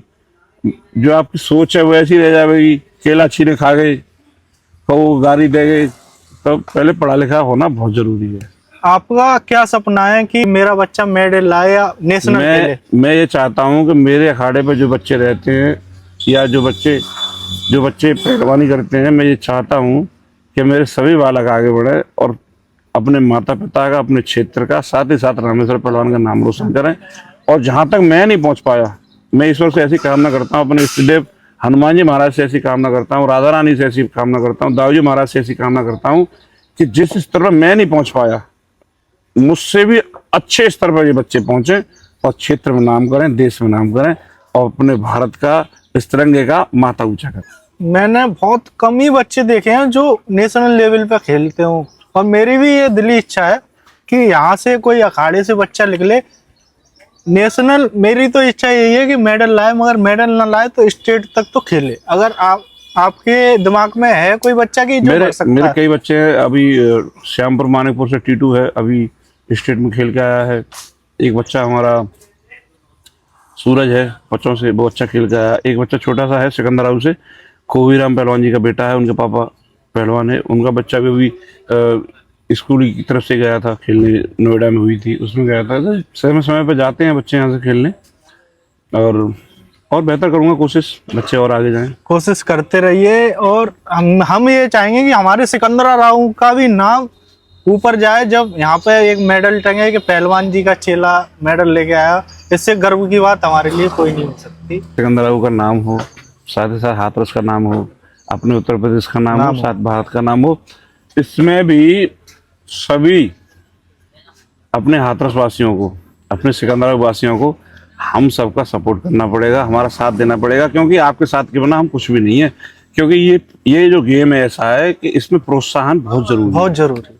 जैसे हाँ, सादगी, तो मुझे एक चीज याद आई, ये स्पोर्ट को लोग ज्यादा सपोर्ट नहीं करते हैं। जैसे कि आपने कहा कि सब कोई नहीं चाहता कि मेरा बच्चा इसमें जाए, सब ये चाहते हैं कि रामेश्वर पहलवान जिला पंचायत या केसरी चाहिए उन्हें, वो रामेश्वर पहलवान नहीं चाहिए जो कि पूरे दिन मेहनत करता था, जिसके ऊपर 3 भाइयों 4 भाइयों की 2 बहनों की जिम्मेदारी थी। मेरा मन तो वो है कि मैं हर गांव में हर गांव में जो पहलवानी करे या बालक जो करे, मैं हर एक रामेश्वर पहलवान बनाऊं।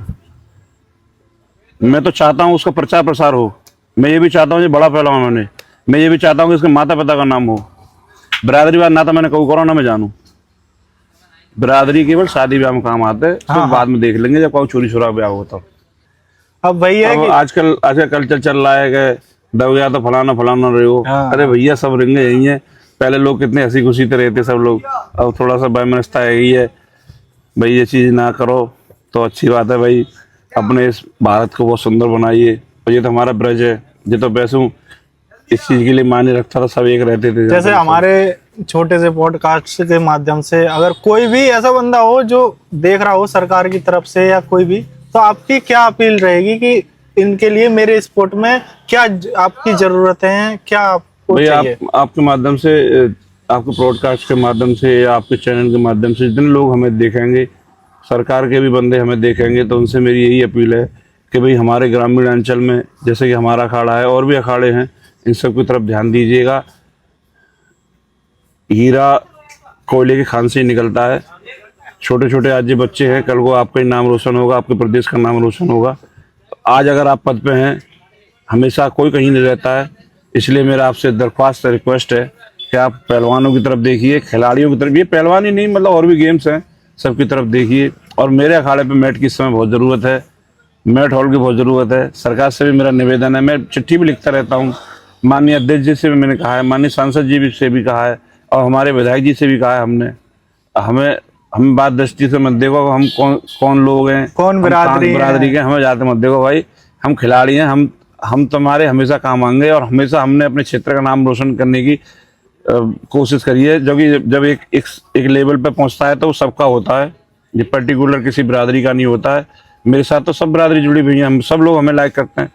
तो भाई हमारे, और ये अखाड़ा भी श्री बजरंग कुश्ती अखाड़े के नाम से, ना कि इसमें कोई सृष्टि है, ना कोई ऐसा आदमी है कोई कि जाति विशेषवार होगा, ना केवल यहाँ यादव करेंगे, कि जहाँ ठाकुर करेंगे या कोई और बिरादरी न करेंगे, छोटी बड़ी ना हमारे यहाँ कोई, ना हमें सब बच्चे हैं, सबका प्रोजेक्ट मैं समय समय पर सबका प्रचार भी करता हूँ। ये बहुत समाज से है, तो इससे भी लोगों में मैसेज जाना चाहिए कि भाई रामेश्वर पहलवान ना तो किसी जाति विशेष को मानता है, ना किसी विशेष की बात करता है।